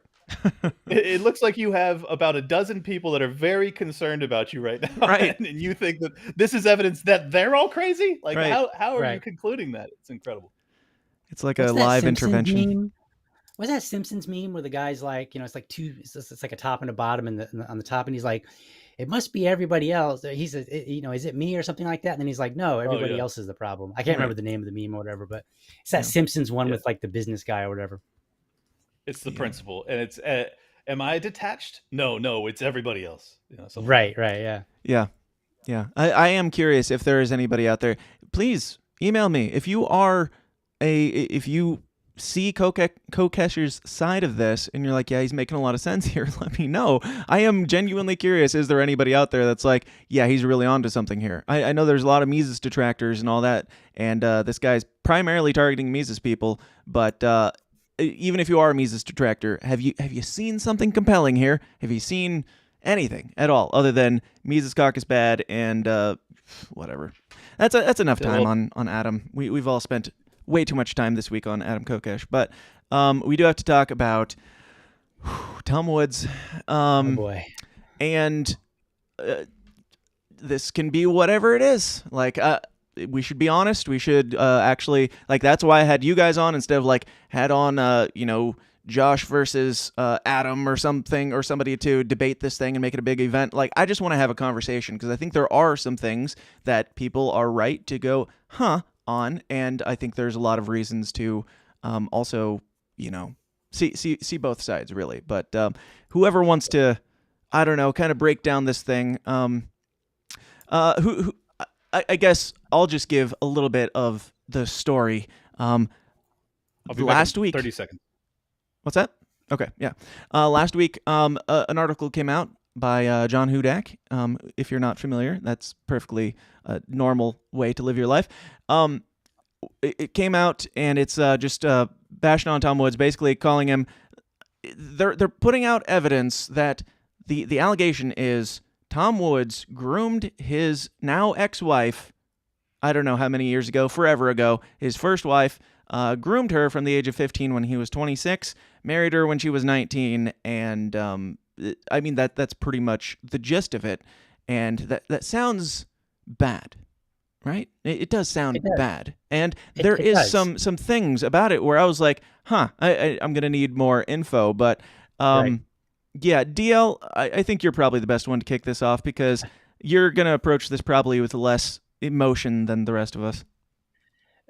Again, I've been listening to Tom Woods for a long time. I don't have a huge stake in him, so I know a lot of people get very, very angry very quickly. Yeah. So when I first saw it, I looked at the information. I think it was Alec J. I saw it come up on my feed. I took a look at it, and I had the same thought that I had when I looked at the information that came out against Karen Ann Harlos. And I said, this is not sufficient to make this kind of a claim. Yeah. And so I kind of gave him a little bit of hell for it. And I was like, look, dude, I'm just not going to be trusting you, beyond this, because this is ridiculous. Because to me, the first thing is when you say, like, look, this man has approached this young woman, even if it was in the past, and they manipulated her, or they did this terrible thing. This like 26-year-old was, approached a 15-year-old and groomed her. Like, that is a serious claim. Like, Yeah. So for me, the more serious the claim, the more serious, the higher the bar for the evidence in my mind. Yeah. So I looked at it and I was like, I'm not buying it. Sorry. And, and then he was like, there'll be more or something like that, or, be careful. Or, I don't know. He said something, whatever. Mhm. So then, I think, and I don't have, so I'm trying to think of where to go exactly with this. So I ultimately, my chief issue, since I don't know the truth, obviously, is that I don't think that John Hudak or Alec are coming in good faith. I No. don't think that they're bringing us forward. And here's why. I watched their podcast video about it. One of the things that I noted was that they were laughing and kind of joking about the issue all throughout it. Right. Making fun of them, whatever.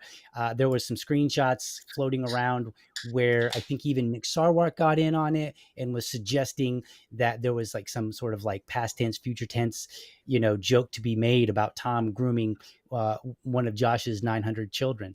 And so I was just like, if it's that big of a deal, why are we making jokes about it? Like, while we're still trying to figure things out and get it straightened. Right. Yeah. So that's my big thing. And I posted about that on Facebook. I was trying to stay out of it and not really get involved into it too much. Then I did. And then kind of this huge, long conversation. So ultimately, and John Hudak himself jumped in. He told me I didn't know what I was talking about. And I'm like, look, dude, I'm just making observations. And I said, you're more than welcome to present some information about the intentions of all of Tom's detractors that I need to consider. And I never got that. I never got any consideration. And I'll point out here that, everybody wants to talk about transparency, like, oh, well, we got to know transparency, blah, blah. What about the transparency of the accusers? Right. Because these are events that happened in like 1999, or maybe even a little bit earlier, depending on, where you are with the story. So that's like 20 years ago. And so I'm like, let's be honest, put it on the table. You want to talk transparency? You want to talk about this guy did this thing? Fine. What made you go look? Right. Why were you putting out, screenshots of somebody? Because I think the first screenshot that I saw was of Heather in like 2011. And she was like, happy first day I met you ever, knew I wanted to marry you, kind of something, whatever. And so that was like the linchpin of their argument of this proves, because when they start looking back and they were looking at the dates, right? And they were like, this proves, this bit of information. And I think I didn't really put together a full picture, but to the best of my recollection, on April 3rd, what you had like several screenshots come out that made this argument. And then I think it was either April 3rd or April 4th. Then Tom Woods responds. And in the argument that I had with John Hudak, one of my complaints was, I was like, I don't think you're being honest, because you're telling this victim story for her without any word from her. And you're using some of her words where she was fondly reminiscing on the on past times, right? Because the podcast episode that they put out for Tom Woods, which I think came out on April 4th. And I'm going to get to why I'm pointing out these dates here in just a moment. Sure. But that podcast episode, it's them talking and giggling and laughing about early times, and then also about, doing a turkey or something like that for Thanksgiving. And so to me, without having permission from the victim, without having word from the victim, and then you're going to go and use the alleged victim, then you're going to use the alleged victim's happy times to prove that something bad happened to her. I think that's a bit of an insult to victims to begin with, right? All those things considered. But then I started thinking about it, and I realized, wait a minute, in that conversation I had with John Hudak, so this kind of reaffirms my view that he's not quite being forthright. Part of that what kind of goes without saying, but yeah. Right. So what he said in there, he's like, I knew all of this information before it came out and before the sister started chiming in on Twitter. And I was like, oh, that's interesting. But if you watch his video at about the 15-minute mark, John Hudak is kind of walking through the story, and he's like, all right, so, this information come out, and then here's what Tom Woods said, and, said after that. And then he says something interesting. He says, so we did a little research, and here's this video, and this is what it says in this video. And I was like, well, wait a minute. You told me that you knew all the information well before, it was put out to, well before at least the sister chimed in, and that there was more coming, and that there was a good reason why it trickled out, which is another beef that I have.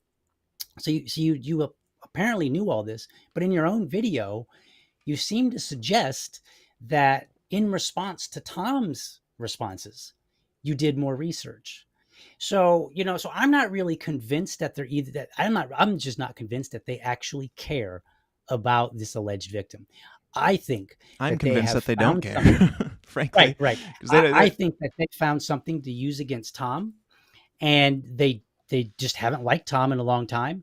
And what I want to know, if you want to be transparent, guys, I hope they're watching, because what I want to know is, put your cards on the table. Why were you looking? What made you go look? Right. I don't call the police and say, hey, I think my neighbor's doing something terrible 22 years ago.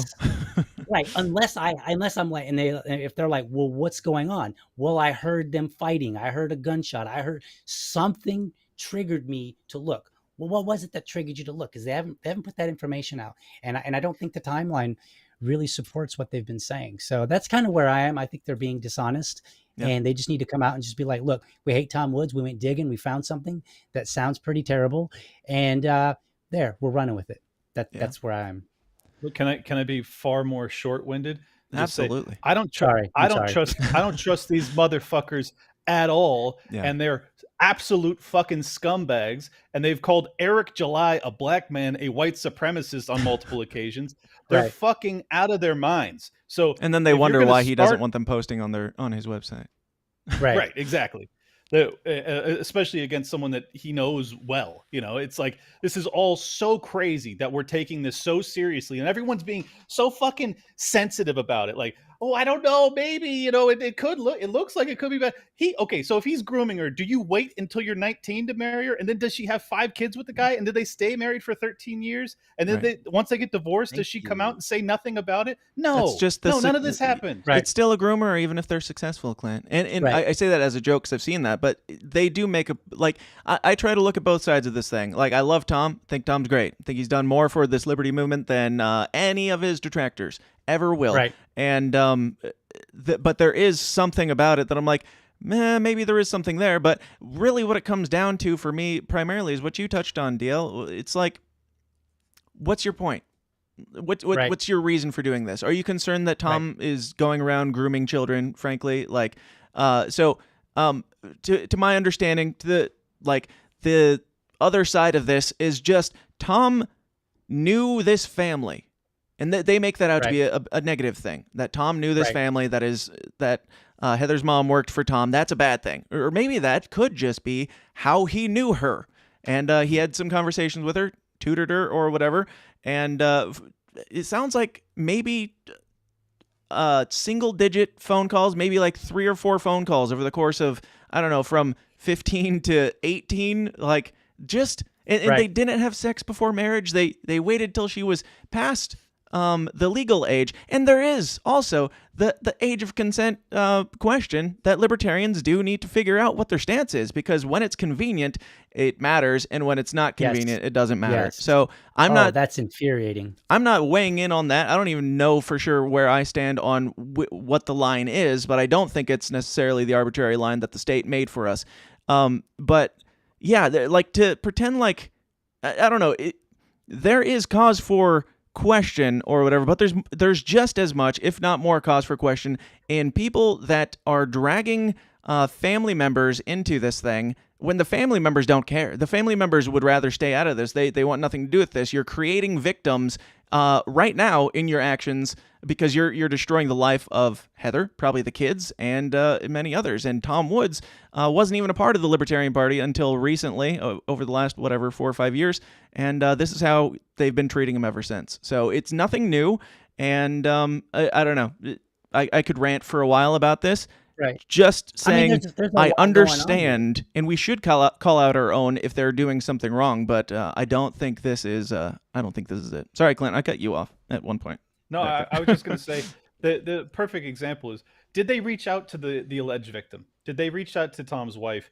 And do they care at all if she wants this public? Even does she feel as if she's a victim? Does she want her kids to hear about this through the ether and think that their father might be some sort of predator? Like, does she want any of this? Do they care? No, they fucking don't. No, they don't care because they're predators, because they treat people like fucking, like they're pawns in a game. They're scumbags. I'm dead serious about this. These guys are bad fucking people. And I am sick of us having to pretend as if anything they have to say is legitimate. Maybe it turns out that he did have an inappropriate conversation with her before she was 18. But guess what? If the evidence comes from these motherfuckers, I'm not going to believe it at all. It's going to have to come from his wife or someone that's actually directly involved that can prove this case, because fuck these people. They have proven themselves to be deeply dishonest. So that's really all I have to say about it. As to the actual case itself, I just think it's like, it's really a mountain out of a molehill. You don't wait until you're 19. You don't wait until the night of marriage. Like, this is all, it's all just very overblown in my opinion. Yeah. And whatever. I was going to, go ahead, Dave. I'll regather my thoughts. Can I jump in for Tom Woods? Dave, I was holding you off, Dave, because I know you're going to be the most angry here. So go ahead. No, you know what? Clint did he's perfectly pissed. That's the exact amount that you want. But listen, a little bit of context is important. If you don't know who John Hudak is, if you don't know who Fakertarians are and what they are about, it helps in this context, because these are the people who have been going after Tom Woods for years, specifically to discredit him.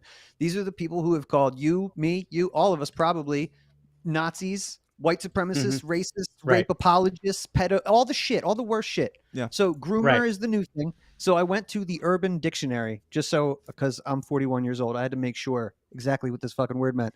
A groomer is someone who builds a relationship, trust, and emotional connection with a child or young person so they can manipulate, exploit, and abuse them. So look, man, you really better. Some really committed abuse there. If you think that Tom Woods did that to his wife and mother of his children, look, of no wonder it's coming from these fucking scumbags, because as Clint already alluded to, they're happy to exploit Tom's ex-wife and bring his kids into this. Right. It's fucking disgusting. So it does not behoove any of us or the movement to go, hey guys, I'm waiting on some evidence here. No, fuck them. Everything they put forth is bullshit.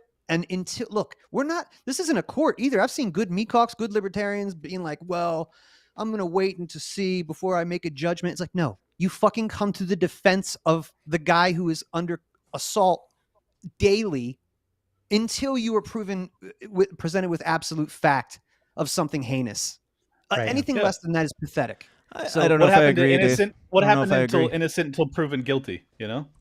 Yeah, and I agree with the sentiment, Dave, but and it is definitely innocent till proven guilty in my mind, especially if the wife had come out and said, hey, this guy did this thing and I've been going through therapy, different. I'd be like, oh, well, fuck that guy. Obviously, none of us are just here, defending pedos or whatever they're trying to She married say. Tom. Those are the facts, right? She married Tom at 19, Yeah. an adult woman. So I just want to go on the record. I'm for adult women being able to marry who they want and have as many shots as they want. Hashtag feminism. Now, well, that's Dave, that is the irony of it. It's a deeply misogynist outlook in that, you know, the same with the shots thing. It's like they're constantly stripping women of their own, you know, capacity for decision making. It's a really fascinating thing that is kind of this the iron law of woke projection. Yeah, nice double speak for sure. Dave, I want to ask you, if this information came out about Nick Sarwark, would you feel the same way? Innocent until proven guilty? Well, that's what I'm saying. If this wouldn't have come out from Fakertarians, and I've never heard a hit piece on Tom Woods before from like anybody, I would go, all right, well, this is worth looking into because I'll at least give it some credibility in the beginning. But just to know who they are, to know what their mission is, to destroy Tom Woods, to destroy the Mises Caucus, to destroy the Ron They've Paul made that revolution. pretty clear. Right. That is the mission. So, I mean, I start off as I should with fuck these people. They're disgusting, bad actors who don't deserve any kind of recognition for anything. Start there. And then, like, if you, again, something from his ex-wife would be what I would need to see to condemn Tom Woods. Yeah, even like I try to give benefit of the doubt or play devil's advocate or whatever and try to look at it from these people's perspective. By these people, you people, you know who you are. And it's just like, if you wanted people to believe you, like maybe you shouldn't have created a reputation for yourself of being a dishonest asshole. Like that would be a good start. Maybe you could have just put out the evidence instead of jumping straight to, look at this, guys. Your hero is a groomer. He's a groomer. Like it went straight from 0 to 100 of like, not, it wasn't like, here's some evidence that we think deserves like looking into because it seems a little questionable. And it would be a little questionable, sure. But they went straight to guilty right off the bat. And it's like, well. And they didn't even jump in with like, hey, here's all the evidence. So when I initially took a look at the evidence against Karen Ann Harlos, they literally just did a one big dump. And so then I was able to just take it all and look at it as best as I could and come to a conclusion. Here, what they did is you dumped out a little bit on, I don't know, Sunday or whatever. And then people started questioning it and they were like, oh, I can't believe you're questioning this. And then, some corroborating, more evidence came out the next day. And then people were questioning that, and it was just like this trickle of information. And I'm like, wait a minute, if you want me to believe something, if you think it's important and you already have it as you claim, then dump it all out and let me try to make sense of it.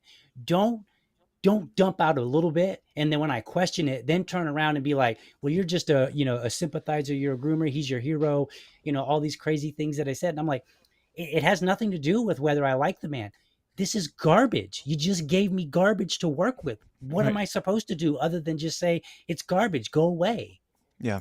It's the same way I felt with Adam yesterday. It was like, I don't know Michael Heiss really any better than I do Adam Kokesh, like, to be honest. Sure. So if he had presented really ironclad evidence that, yeah, like Michael Heiss lied about me and this is the evidence, and he really, for political purposes, he damaged my reputation and it hurts. I'm pissed. And like, I would have come to his defense, to be honest. Yeah. Like I would have.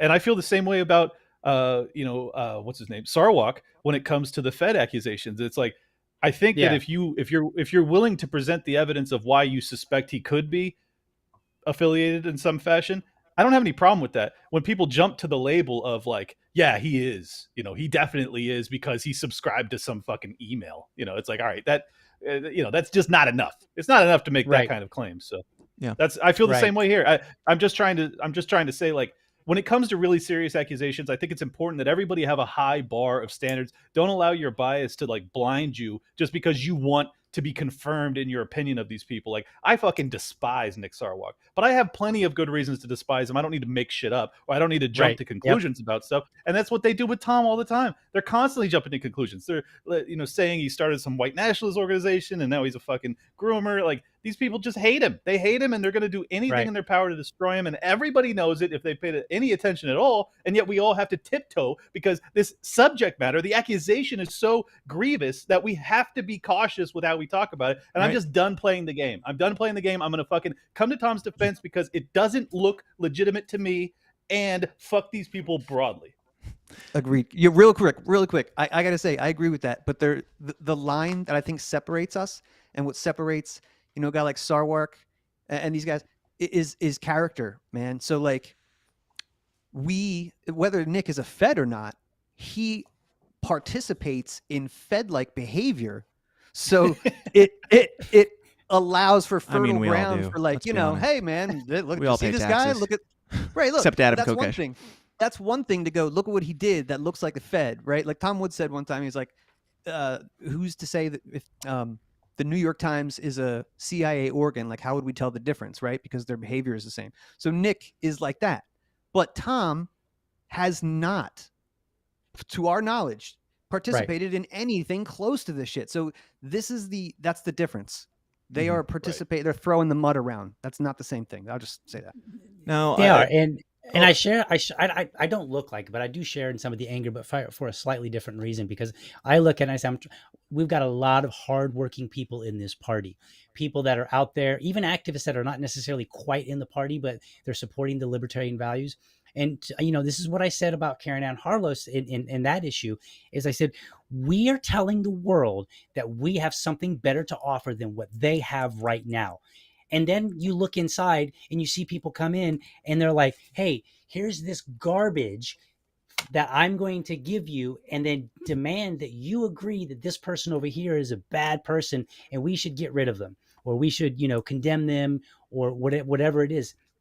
And so I look at it and I say, what we should be doing is saying, no, if you don't bring a level of quality of evidence, I'm just not interested. Then I'm at least not willing to destroy a family and their relationship with their father over your petty political drama. Now, I do want to bring up Hody Johns is in the chat, and I have had only good experiences with Hody. I think he's a great dude, and he's come out on the other side of this, and he does bring up a good point. He says, why did Woods lie if he did or felt he did everything right? I think that matters.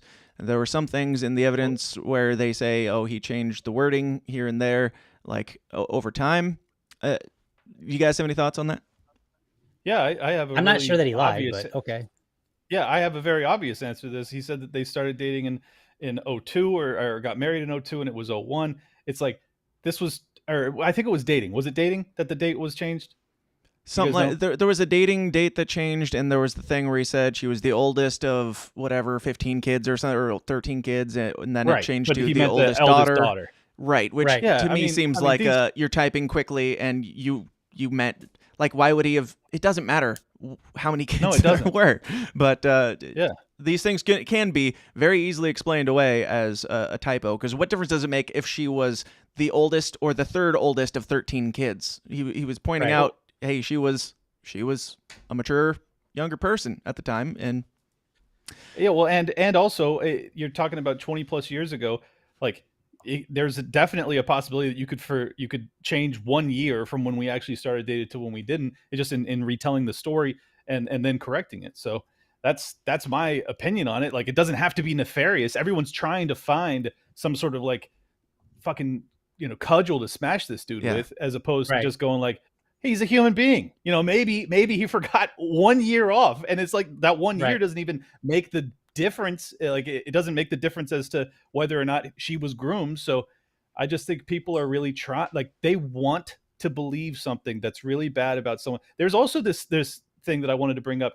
There is this tendency amongst the libertarian community, particularly the anarchists, that they want to tear down anybody that is higher up because they're like the anti-hierarchy people.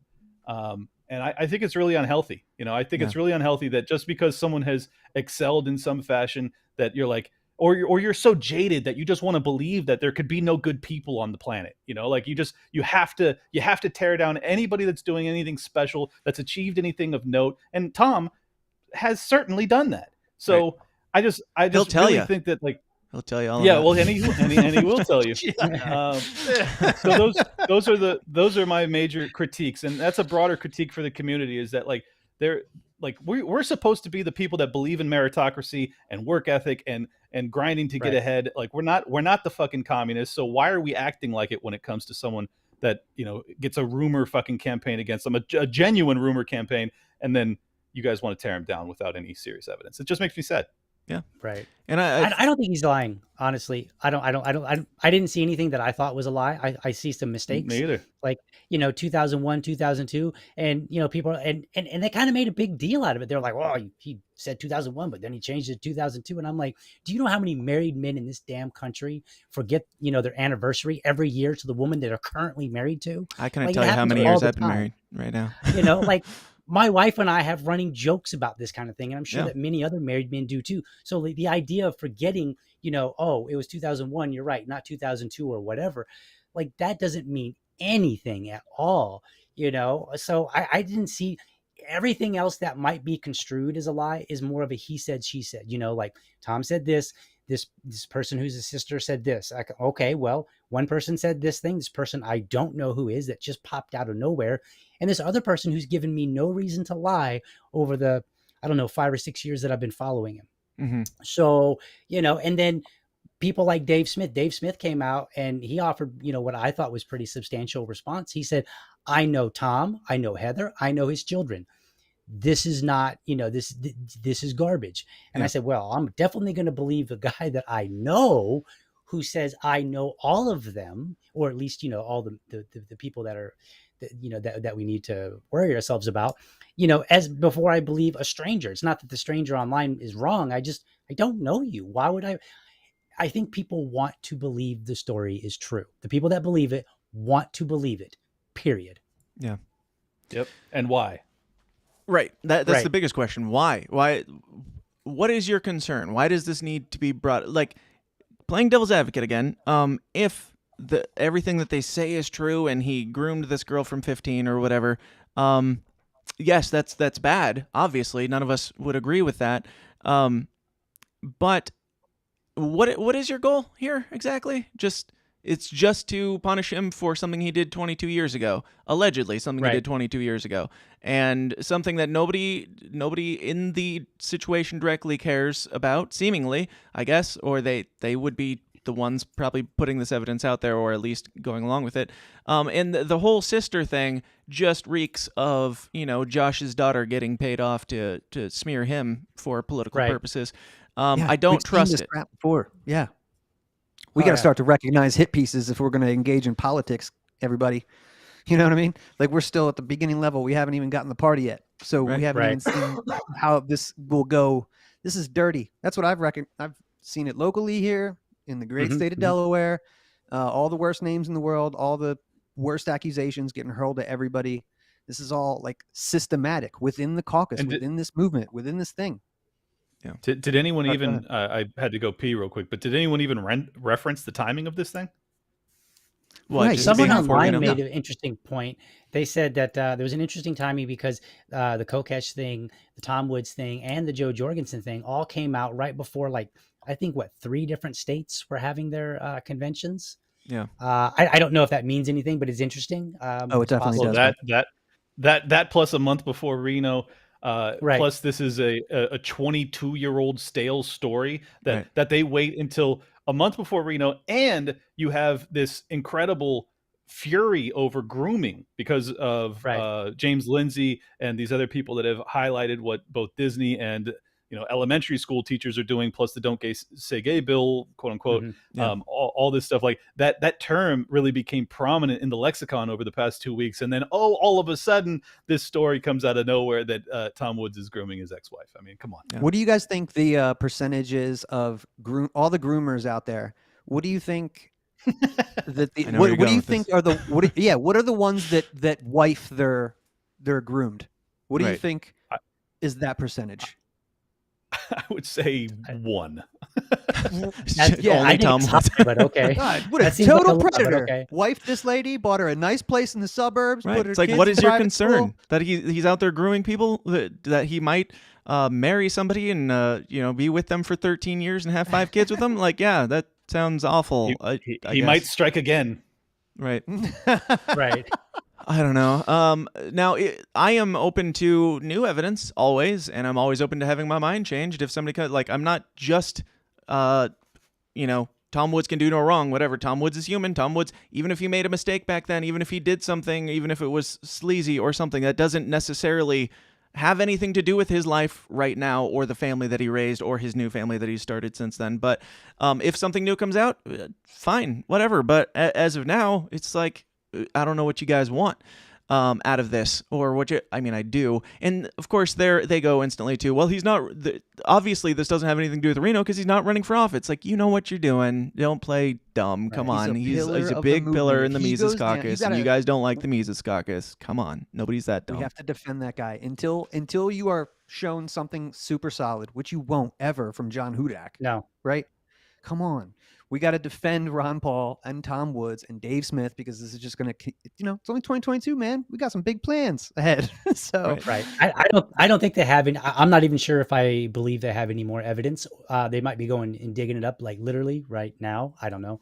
But I don't think they actually have any. That they brought up was that she said, I guess that they were talking on an episode where she was on his show, and she said something like, that phone call, like, oh, I guess that was our first date, ha ha ha. And they took that to mean, oh, they were dating when she was underage. Like, at this point, how many years have they been married? 10? Like, they have a very long relationship. She's making a joke of, oh, I guess we started dating because that was our first time talking and stuff. Yeah. It's like, a lot she's of his wife evidence, at that point. They're making jokes. Who cares? A lot of their evidence can be chalked up to like normal relationship stuff. I tell my wife, we went on a dinner date, technically, while we were friends, before we were dating. And I joke and I say, that's retroactively a date, right? Like people do these kind of things. So the idea of like, oh, that was our first date. The question really isn't, was it really your first date? It was, do you consider it your first date now that you're together? Or did you actually consider it your first date then because somebody was like, hey, we're in an AOL chat room. Don't tell your mom, ASL, but hey, let's continue talking and this will be our date. Like this, it's kind of the equivalent of Baby It's Cold Outside. Like that being this rapey song that a man and wife wrote together as a married couple that were like elderly, and it's like this cute flirty back and forth. I didn't know that. And now today they take it as, oh, a dude raped a woman. Like, there might be more to it than that. Right. It's a Christmas song. I'm between you and Dave on this. Like on one hand, I'm willing to hear out some information, but on the other hand, the very first day I was not joking when I told Alec. I said, look, don't expect me to really take you seriously after this. And I probably won't unless there's like now the bar is higher to get me to listen. Right. So that's where as it should be, man. It really should be. And it was already high to begin with. Now it's even higher. Yeah. I mean, I don't know about you guys, but I judge people by the company they keep. So I know that this is that vermin supreme, burn it all down, fuck everything, make a mockery of everything crowd. So like, if that's who you're surrounding yourself with, fuck you. Right. Right. That's it. That's it. There's nowhere to go from there. So I don't know, man. I'm not looking for anything good from that crowd. I just can't at this point. I can't. The threshold for evidence from these guys for me is so high. It would probably serve better as a southern border wall. And I know they'll like that reference because they fucking hate borders.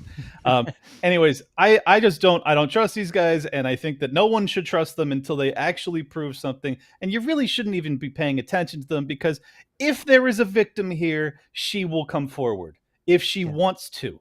Right. Stop. Well, she can't because allegedly, maybe, possibly, he made her sign an NDA when they got a divorce. That's what they're going with. They don't have any proof of that, and they don't even say that they have proof of that. But you never know. He might have that. I can make all kind of speculations all day long too, but so what? Right. Like that's just, again, if you got something, dump it all out. And then I also want to know, like, why are you telling me? Why are you asking me? At least with Karen Ann, I knew why they were asking, or, why they were wanting people to look at the data or the dump, right? They were like, hey, we think this person's hard to work with and we think we should do this thing. Okay, well, you're experiencing something right now. You're telling me why. But then, in this case, they're just like, oh, wow, we just came across this information. Like, what? You just trip over information that's 20 years old? And like, wow, I found that on the internet. How'd I get there? Yeah.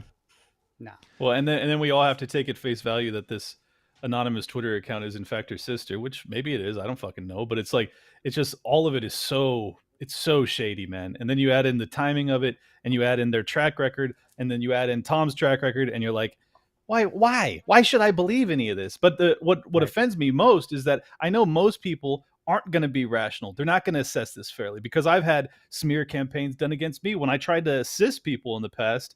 Yeah. And then they turned around and fucking tried to paint me as covering up for a dude I didn't even know when it came to, spousal abuse. It's fucking crazy. So like the fact that it's happened to me already just tells me like, this is not an impossibility. It's not impossible at all that people will just make shit up to fuck with you. Like they will absolutely do that, folks. Like it happened to me. I know for a fact. So if for someone at Tom's stature, of course it's going to happen sometimes. Like, of course. Yep. Right. Liberty Podcast Review makes a good point. An NDA on divorce on a possible criminal activity? Haha. Yeah, and one's compliment says, so if she were a victim, she wouldn't have signed that. Yeah, you would assume not, unless he's like this evil, nefarious guy who was like threatening her if she didn't sign. Like, there's a lot of leaps and bounds and a lot of assumptions that have to be made to come to the conclusion that that's why she's not talking. The Occam's razor of this conspiracy theory is she doesn't want to have anything to do with politics. She doesn't want her family to be drugged through this shit. She doesn't want to have anything to do with you. She's not on your side any more than she's on our side. We're talking about her ex-husband, who is still the father of her children. I don't know what their relationship is exactly at this point, but it's like the odds of her like being silent because she's like this victim for 13 years or whatever, it seems a lot less likely from Tom Woods than maybe she just doesn't want to have anything to do with this bullshit, I guess. I don't know. Or nothing happened and she has nothing to say because nothing happened. Like, I don't know. Right. Because some people could have made some shit up, and this is an age-old tactic, right? I can't remember the politician who did it, but like at some point in the 1800s, it might have even just been like a local race. But the guy makes up a rumor about his opponent, just says, yeah, my opponent fucks pigs.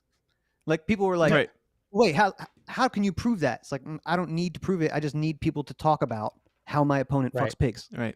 So that's what we're doing right now, giving this a whole lot of oxygen while these assholes are probably chuckling up. You know what I mean? Like Tom Woods does not deserve this. I'm glad we got to talk it out, but this is it's fucked up. Innocent until proven guilty, especially if you have a track record of being more trustworthy than your accusers. It's going to take a lot for me to jump to such conclusions. But Hody in the chats, I respect you, dude. I disagree with you on this, but he says, let me see. He had one here that I want to point out.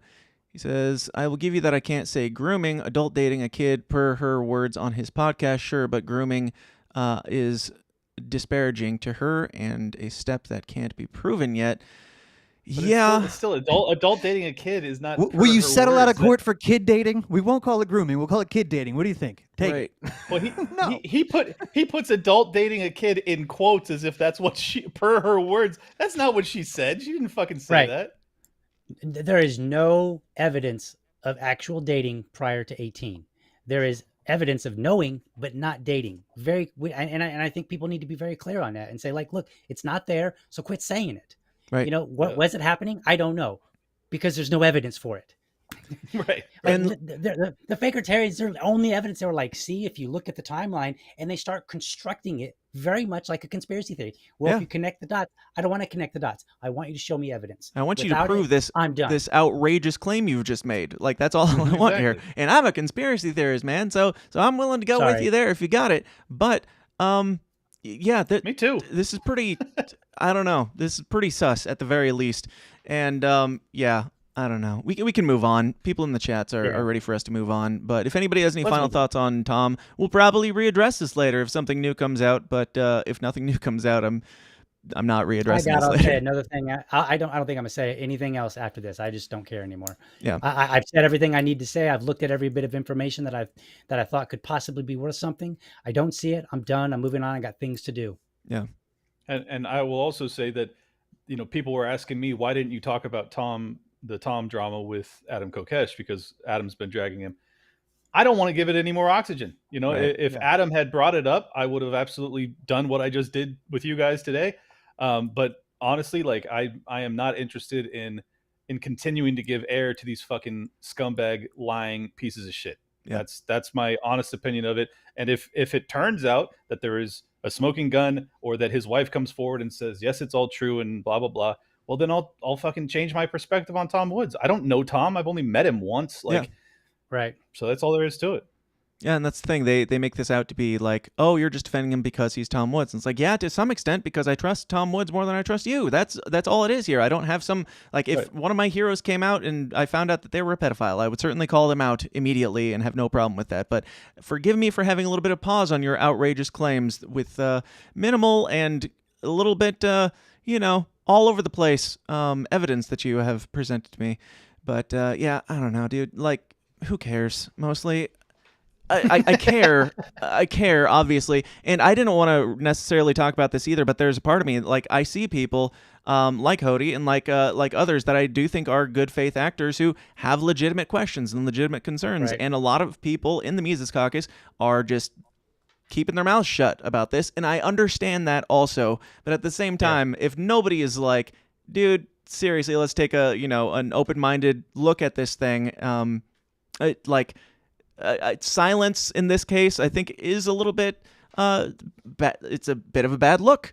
And even Eric July, God, I love him, but Eric July coming out and shutting down the article without really giving much of an explanation other than he doesn't like John Hudak. I was like, I understand why you did it either way, but I can also understand why people would see that and go, yeah, that seems like a cover-up to me. Like, there's some things that are being taken different ways. John Hudak is a piece of shit, though. Those people must not know that. If they knew that, then it would make perfect sense that he took down that article, which had no business being up, right? Yeah. Well, he did post a video where he had John Hudak on some other guy on, and he was talking to him, and Eric's like talking to him. He's like, look, when you come at me, when you make these egregious claims about me, that's a bit of a problem. We need to figure out, talk this out, blah, blah. And he's like, sounded like he's kind of having a heart to heart. And I don't know, just me. I was watching those two guys, and the other guy seemed to be like, yeah. And I didn't get that feeling from John Hudak. It kind of like, okay, whatever. And I just don't feel like he's coming in good faith. And I don't see them doing anything else in the liberty movement, just going around trying to find dirt on all the people that they don't like.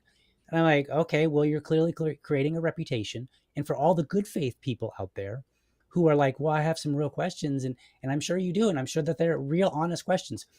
Hold them and just be like, you know what? Until proper evidence, a proper quality of evidence comes out, just take those questions and set them aside, because you can always have questions, but until there's proper evidence, I don't think it warrants our attention any further. Yeah. I gotta ask really quick, Clint, I know you're in Florida, and John Hudak is too. Do you guys cross paths? Is he engaged in his local party? Does he help out? I've never met him. No, I've never met him, man. I didn't even know he lived in Florida, to be honest, but I believe he's in the Miami area, I think. Oh, interesting. So well, then he's got a lot of opinions for a guy that doesn't show up and do much. Well, I'll point this out. He did not come to I'm in Florida as well. He did not come to the last convention, or if I recall, the one before that. I don't recall seeing him at the one prior to that one. However, I might have missed him because I wasn't nearly as familiar with people. So I don't think he's been at least the last few conventions, and I've not heard or seen anything that says he is involved in the actual party. I think he is registered as LPF, but I think that's as far as it goes. That's the evidence that I got. So my primary hope with Reno is that the Mises Caucus takes 67%, and then all the fucking Hudak snakes of the world go to the Green Party or the Socialist Party or whatever fucking party they ought to be a part of, because they have no business being in the Libertarian Party. These people are terrible actors, and I don't even think they actually value liberty. They're fucking more interested in like tearing anybody down that they have any modicum of disagreement with. They're just fucking bad people, man. They're like really, really bad people, and I'm just sick of having to like pretend as if their allegations hold any water at all. I've already made this point twice now. I've given you this same rant twice, but I just fucking despise these people. Yeah. Hody in the chat says, I appreciate the conversation. It went away. I appreciate the conversation. Most of the attacks are eye-rolling. This one hit me different, but I'm glad to hear your point of view. So at least he's open-minded on that for sure. Yeah. And for the record, I'm not yelling at this guy. I'm just... Yeah, definitely not. Yeah, I mean, it's a tough one. And yeah, mostly it's not really any of our business at this point. So We've Right, spent already exactly. plenty of time on this, and again, if anything comes out, we'll see. But I have no problem calling out my heroes or calling out anybody. But Yeah. what's your point? What's your goal? And what is your aim behind this? Let's talk about somebody else real quick before we wrap up here. Let's talk about the great and noble Joe Jorgensen, former presidential candidate for the Libertarian Party as of a few years ago, who you guys know, you know the topic, right? Have you guys all seen? Mm-hmm. Oh yeah. You all seen? I've seen it. Yeah. Okay. So good. This is so awesome, dude. I'm just gonna play this before we comment on it for anybody who hasn't seen. Joe Jorgensen went on the PBD podcast, which has got like millions of followers, really massive platform. He's had on everybody from like Michael Malice to Kobe Bryant. Like this dude has a massive following. Probably not like Joe Rogan level quite, but he's up there. He's up there, and he's friends with Joe Rogan as well. So this is not just some throwaway podcast that. At the end of the podcast, here's what happened when Joe Jorgensen was there. Two things before we wrap up. Do you have an opinion on Dave Smith? Well, do I? Yes. Is it a good one? Is it a bad one? What's your perspective on him? Because he's getting a lot of younger people to pay attention to him. Yeah. It's. I mean, like everything else, some good, some bad. How different are you and him? What differences do you guys have? He's a good communicator. Philosophically, not much. Okay. I mean, well, actually, I don't want to say that. I mean, no. Wait, that's not what I was supposed to say. Let me completely, backpedal this. I don't want it to seem like I agree with a guy that I just said I agree with a guy on pretty much everything on. So let me see what kind of principles I can pull out here, what kind of policies I disagree with him on. When it comes to like healthcare. No difference, I'm sure. Although I haven't heard him speak directly to healthcare. I don't know what he thinks, but I'm sure we agree on that. Yeah, we're like libertarian, so it's the same. The beating around the bush already is just beautiful. Mm-hmm. Like, I disagree with him on something. Healthcare, actually, we agree on healthcare. I don't know. You guys have any thoughts so far? You know where this is going, so don't spoil anything too hard. But you got any thoughts so far? I think she was uncomfortable with the question. I think she did not want to answer because she was like, if I answer it nicely, then everybody's going to, whatever claims that they level at him, I'm going to carry now. I think I think it was a bit weak-kneed, but go ahead. Yeah.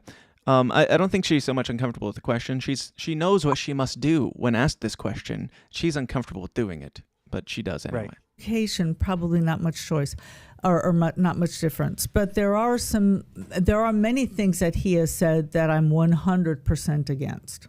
So, such as? Such as many things. If you're a man and you want sex and try blue chew. You can't get it by persuasion, then you can give a woman 12 drinks and it's okay. I don't think that's okay. 12 drinks. Baby, you said it. She said the thing. Oh man, she said it. Oh, just look at the look on his face when she says this. You can give a woman 12 drinks and it's okay. I don't think that's okay. I love the pause. Yeah. That's what he said. Is this wait.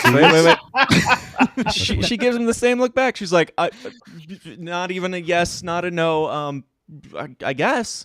Like clearly she's not confident in standing behind this allegation that she just made of Dave Smith not just being a rape apologist, because she's about to say that's his strategy. No, Dave Smith is apparently a rapist. And for those that aren't familiar, we'll talk about what he actually said. A rape promoter. Right. He said that you can give a woman 12 drinks. He said if he gives that's a strategy, woman, specifically right, 12. Right, that's interesting strategy. That's was that his an strategy? Yeah. Is that his strategy? An interview? How did he present what you heard and you just repeated? So it was reported to me that he said it on his podcast, and then when people protested, he posted it and put it in writing. Which might make you think maybe you're wrong. If he was called out on something and then he's like, here's what I said, it probably wasn't him actually saying, if you can't get sex, you can give a woman 12 shots to get her drunk and then have sex with her. That's probably, I would assume, not what he was saying. If he was confident enough to be like, here's the link. Like, he's the one that put it out there. He was accused of that, and then he's like, here's what I said. But she's just like, well, yeah, he not only did he say it, he's defending it. Like, God, I don't know. And also, I disagree. Let's see if we can come up with something else. Nope. Yeah, can't. Let's just say that's one of several. Okay. One of several, and that's Let's the just only say, thing you came up with, and it's a straight fucking lie, and it's borderline slander. We agree on healthcare. We differ on rape. That's where we part ways.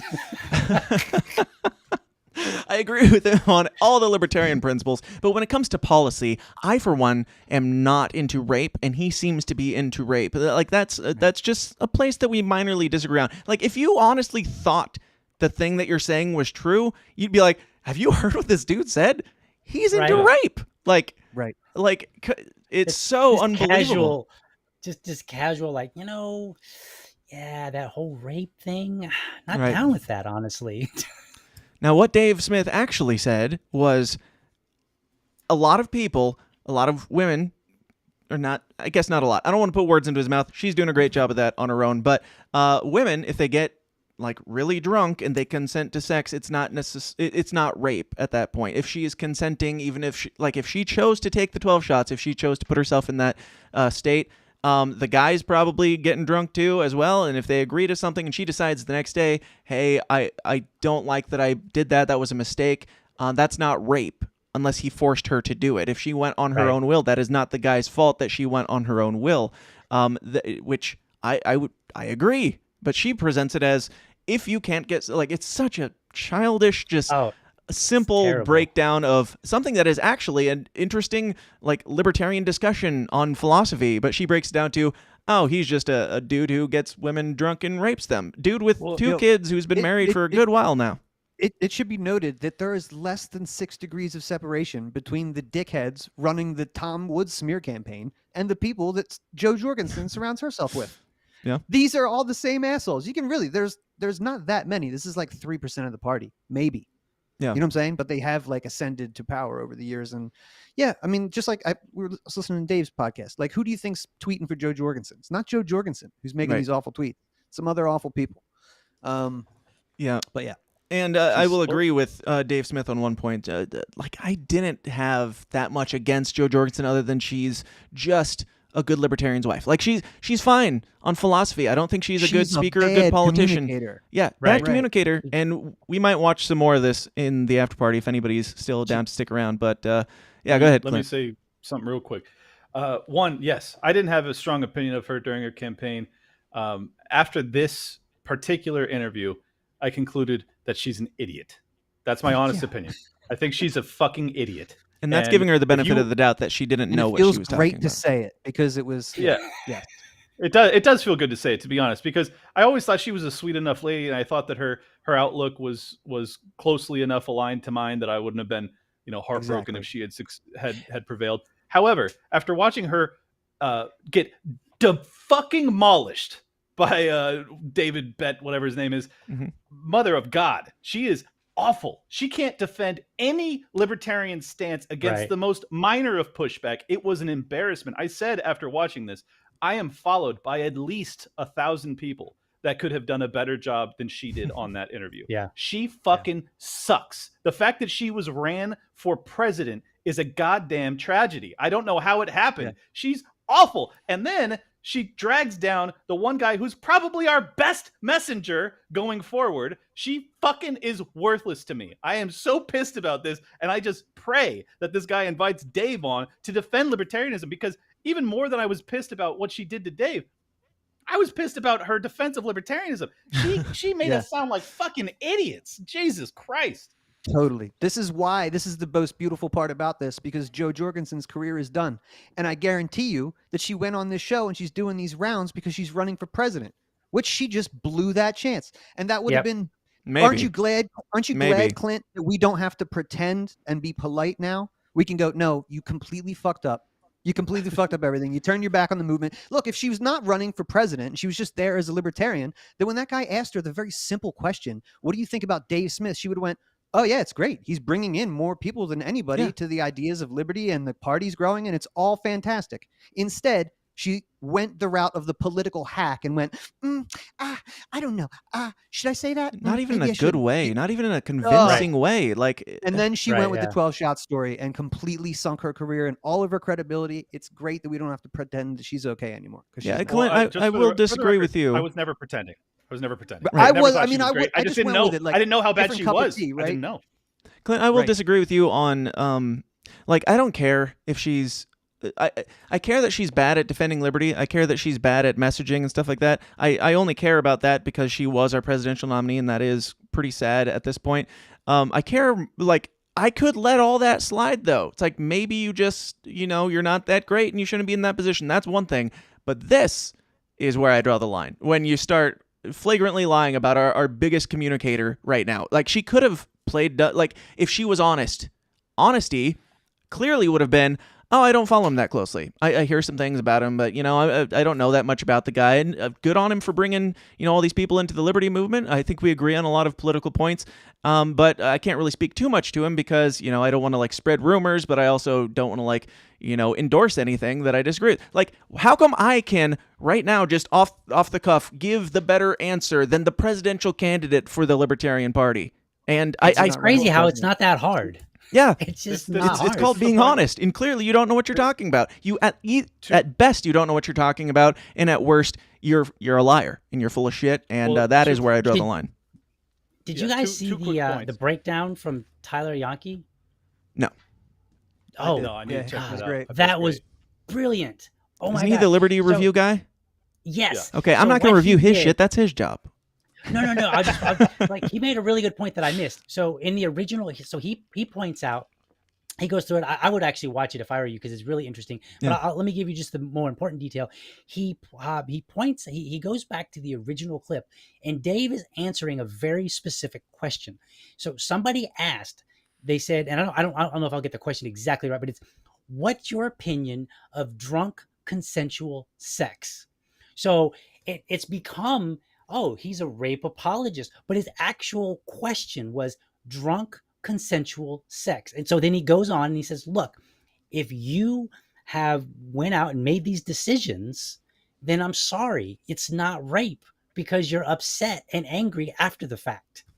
So Right. and I didn't catch that the first time around. I missed the very the specificity of that question, and that's important. Yeah. Because he wasn't just. It wasn't like somebody says, "Do you think date rape is okay with alcohol?" And he's like, "Oh yeah, fuck her." Like, that's not what happened at all. But it's a strategy, according to Joe. Right. 3 quick points. 1, Dave was arguing morality versus legality. He was saying Right. it's not moral, but it isn't illegal. Right. And we shouldn't pretend that it's illegal because that's fucking crazy, because you open up Pandora's box where everyone ends up in prison because we've all had sex while we're drunk. That's Right. crazy. 2, if you are running for president in the next go around, your number one contender is Dave Smith. And if you actually have been told these things about him, it is your duty to see if it's true. You can't go around spreading that shit without knowing. And if you are doing it out of ignorance, you're a fucking idiot. And if you're doing it out of malice, you're a fucking scumbag. So either way, it's inexcusable. Both are And disqualifiers. Exactly. And third, I do care what she says because that platform is enormous, and she goes up there and she can't defend a fucking Right. I thing. care. I Not just a care thing. more about the flagrant lies than I do her sucking. I know, but It is embarrassing, I challenge though. you. Yeah. It is embarrassing, and I challenge any of you to go look at the comment section. There are so many people in this comment section going like, I thought I might be libertarian until this. They're like, this is awful, and it's just it breaks my heart to watch it. That's all. Thank you, Clint. Yeah, for it was that. rough. And before that, he was asking her some questions like, what do you, what's the toughest interview that you've had? And I she have couldn't that even clip for the after party if you want to. Embarrassing. She couldn't even. I'm like, you really can't just talk about your toughest interview? Like, that's a tough question. Like, I'm pretty sure. I can't confirm, but I'm pretty sure she was drunk too. Like in that part where he's grilling her on like the toughest interview, she sounds legit like she's slurring her words and drunk. And I don't know if she was 12 shots in, but she's responsible for her actions. That entire interview wasn't consensual. Right. They forced her.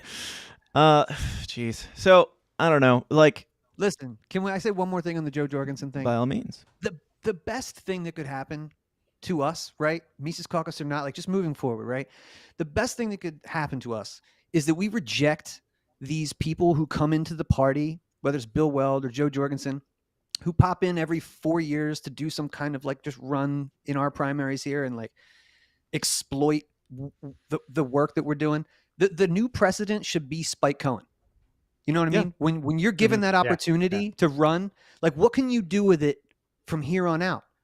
Now he might run for president too, but he's been going on behalf of the party and the movement nonstop and doing a great fucking job and at taking it. the arrows and not throwing them back, not attacking That's people. the new standard. We don't need stuffed suits or stuffed pantsuits or hacky moms who think the government's too bossy.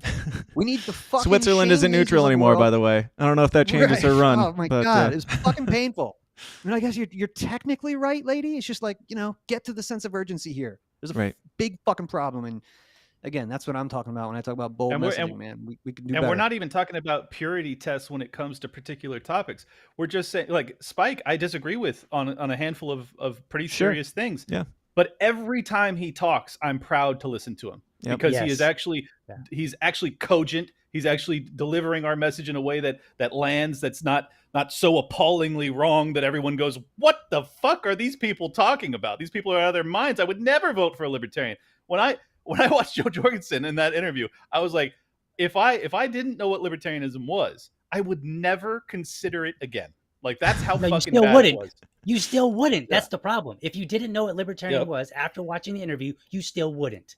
That's a problem. True. Yeah. True. I keep telling people, I'm like, look, if you want to be, somebody that's out there speaking, figure out how to speak.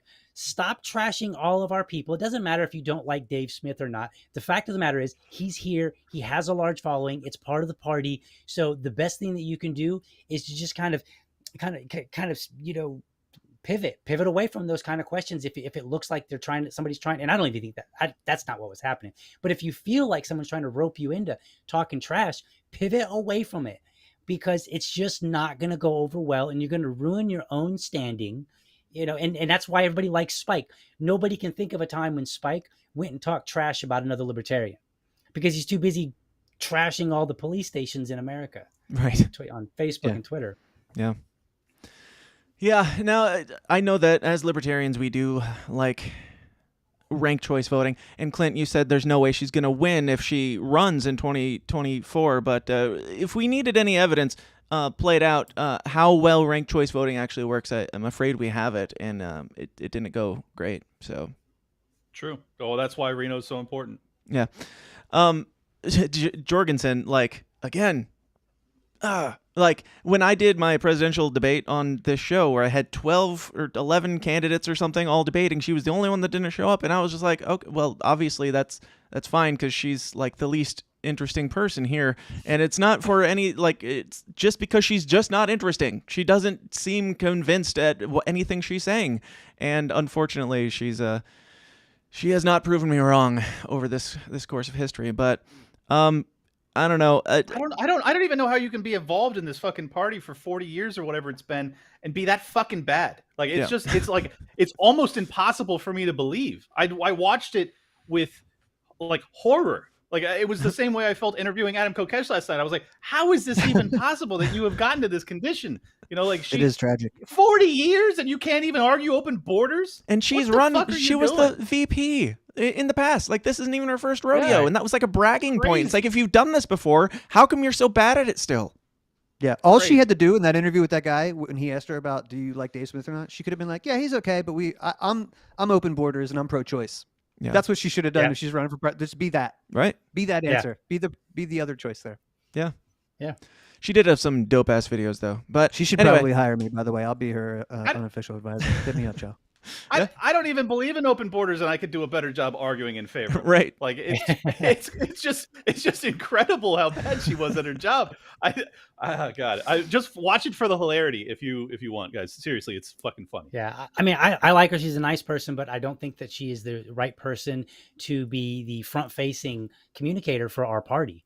And Yeah. I when in 2020, I was a delegate, and it came down to her and Hornberger. There were some things I didn't like about Hornberger. He was doing all this attacking, and there was some. I felt like his answers weren't that impressive to me, but I did feel like he had some charisma and some energy, and I was like, and ultimately I voted for Hornberger because I said, mean, he didn't have a lot of energy. Let's be honest. Well, a little more than Joe, but not comparatively, a little more than Joe. Joe. Yeah. I figured it like this. I think I felt like some of the problems that I had with Hornberger could be ironed out on the campaign trail. Whereas I looked at it and I said, I don't think she's got enough charisma. And I don't think you could just build charisma while you're on the campaign trail. Right. You either have it or you don't, or you have to go and figure out how to get it first. Right. So I'm not sure. I mean, I think she's a nice person. I don't want to trash her too much. I think she is a nice person. I've met her, but I think she's boring. And I think she really, really went wrong here. One last note. I swear to God, Sure. this is my last note. I actually came to her defense a few times when it came to the actively anti-racist tweet, because I just assumed that she had a bad social media manager that was trying to, virtue signal to the left, and it was just dumb. Yeah, but it was a wasn't her. misstep. It wasn't like I some can confirm that catastrophe it wasn't made me- her, and she wasn't a fan of the fact that it was posted. As soon as it went up, I was there when it came out that it was posted. So Exactly. Good. So I never dragged her through the mud. I never went to that crazy level of being like, oh, we got some fucking Marxist BLM advocate that's running for the libertarian presidential candidacy. Like, no, I never took it there. And I always assumed, based off of her platform and stuff, that she was a decent libertarian. I'm just telling you. I didn't even I wouldn't have even necessarily taken the gloves off if she had done a great job representing libertarianism, but then said some dumb shit that she didn't know to be false about Dave. Like, Right. I could have overlooked that. But when you add it together with her not knowing anything about how to defend libertarianism, plus not knowing anything about her number one competitor for the next nomination in Dave Smith, and then lying about him or being so stupid that you fucking mislead a million people into thinking that he's defending rape, you're done. You're done. I have no patience for you anymore. You seem like a nice lady. I met you in California. You seem very sweet. What's wrong with you? Yeah. Get out of politics. Get out of this position. Jesus That is Christ. all. Like, we won't hate you. Just stop doing this. Stop speaking. You don't want to do it anyway. It's clear that you do not have a passion for doing this. I don't think she wanted to run for president. I don't think she has a passion for traveling around, seeing cities. I hosted Joe I don't even Jorgensen. think she has that. I don't even think she necessarily wants to do that. Like, I think that she wants to go do her. She didn't even quit her job when she was on the campaign trail. She was That's still what I'm saying. teaching. She's not. I don't She's think not she even committed wanted to go the around. movement or even the party. She's committed to the Joe Jorgensen brand. That's why she started this new PAC, People for Liberty, with another one of these blue-pilled, prag types. Because she's got to try and continue this momentum that she's got. But yeah, she already blew it. It's done. All right.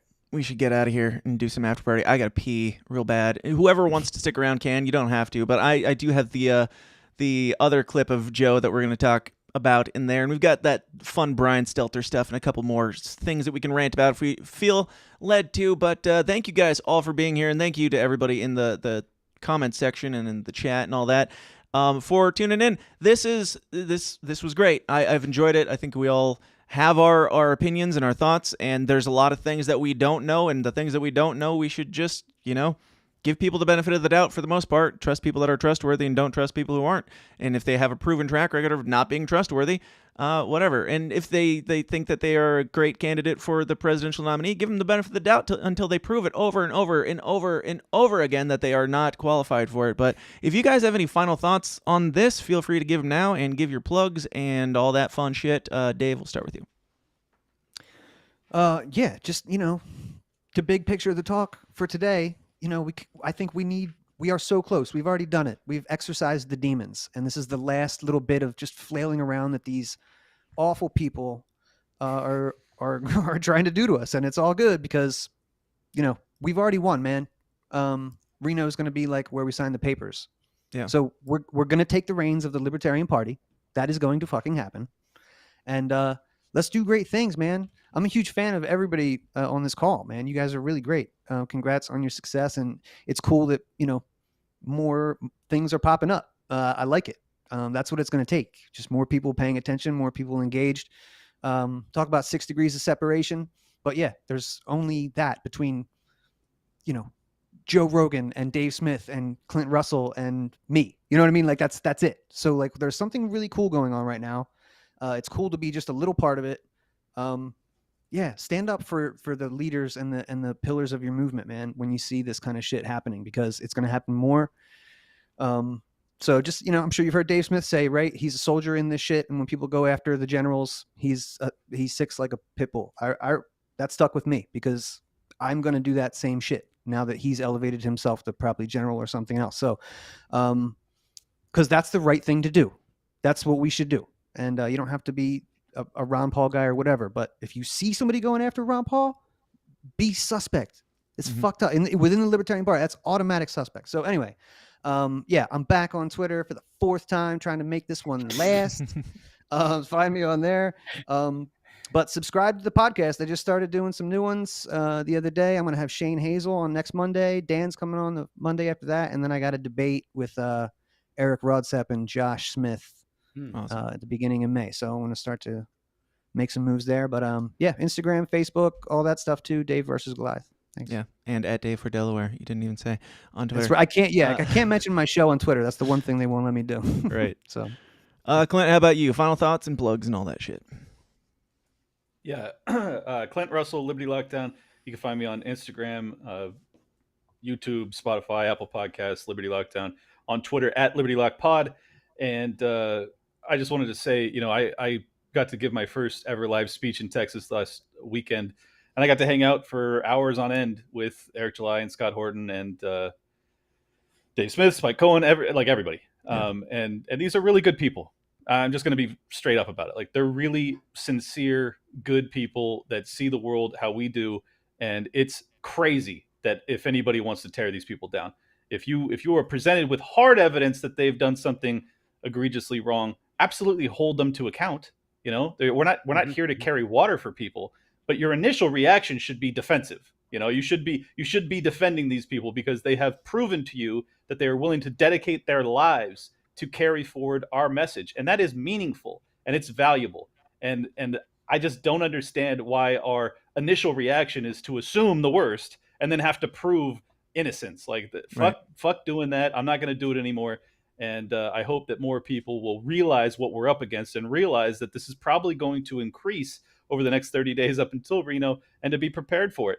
And yeah, and after Reno, it's going to increase even more from more bad faith actors from outside the party that have more clout than these people. So buckle up. And we won't even see it coming because we won't have the track record to know that they're bad actors. So it's going to be, yeah, exactly.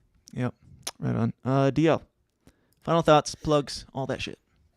Final thoughts. The bar just keeps going up for me when people present evidence and they say, look, this person here that's, really, really popular that I haven't liked in forever and conveniently just somehow found out this information.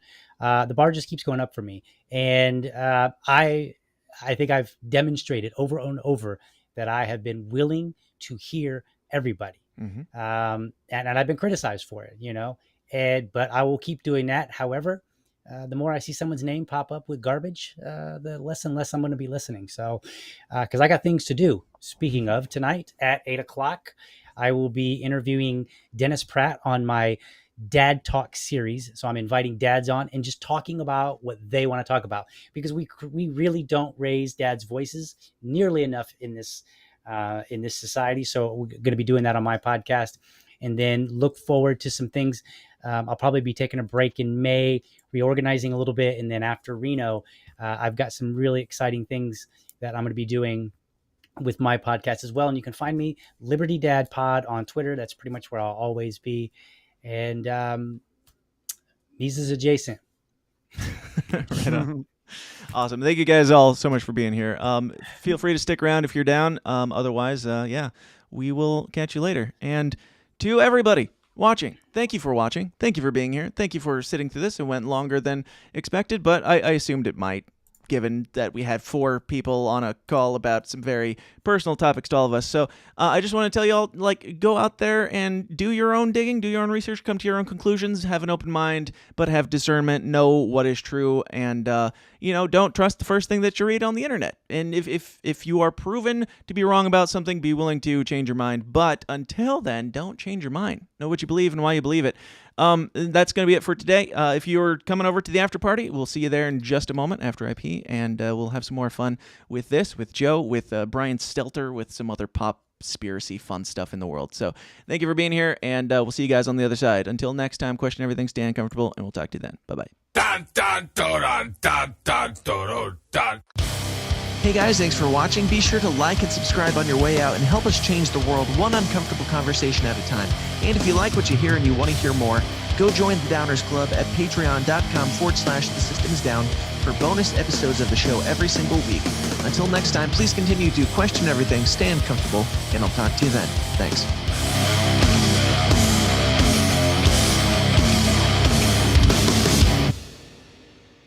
This has been a Goulash Media production.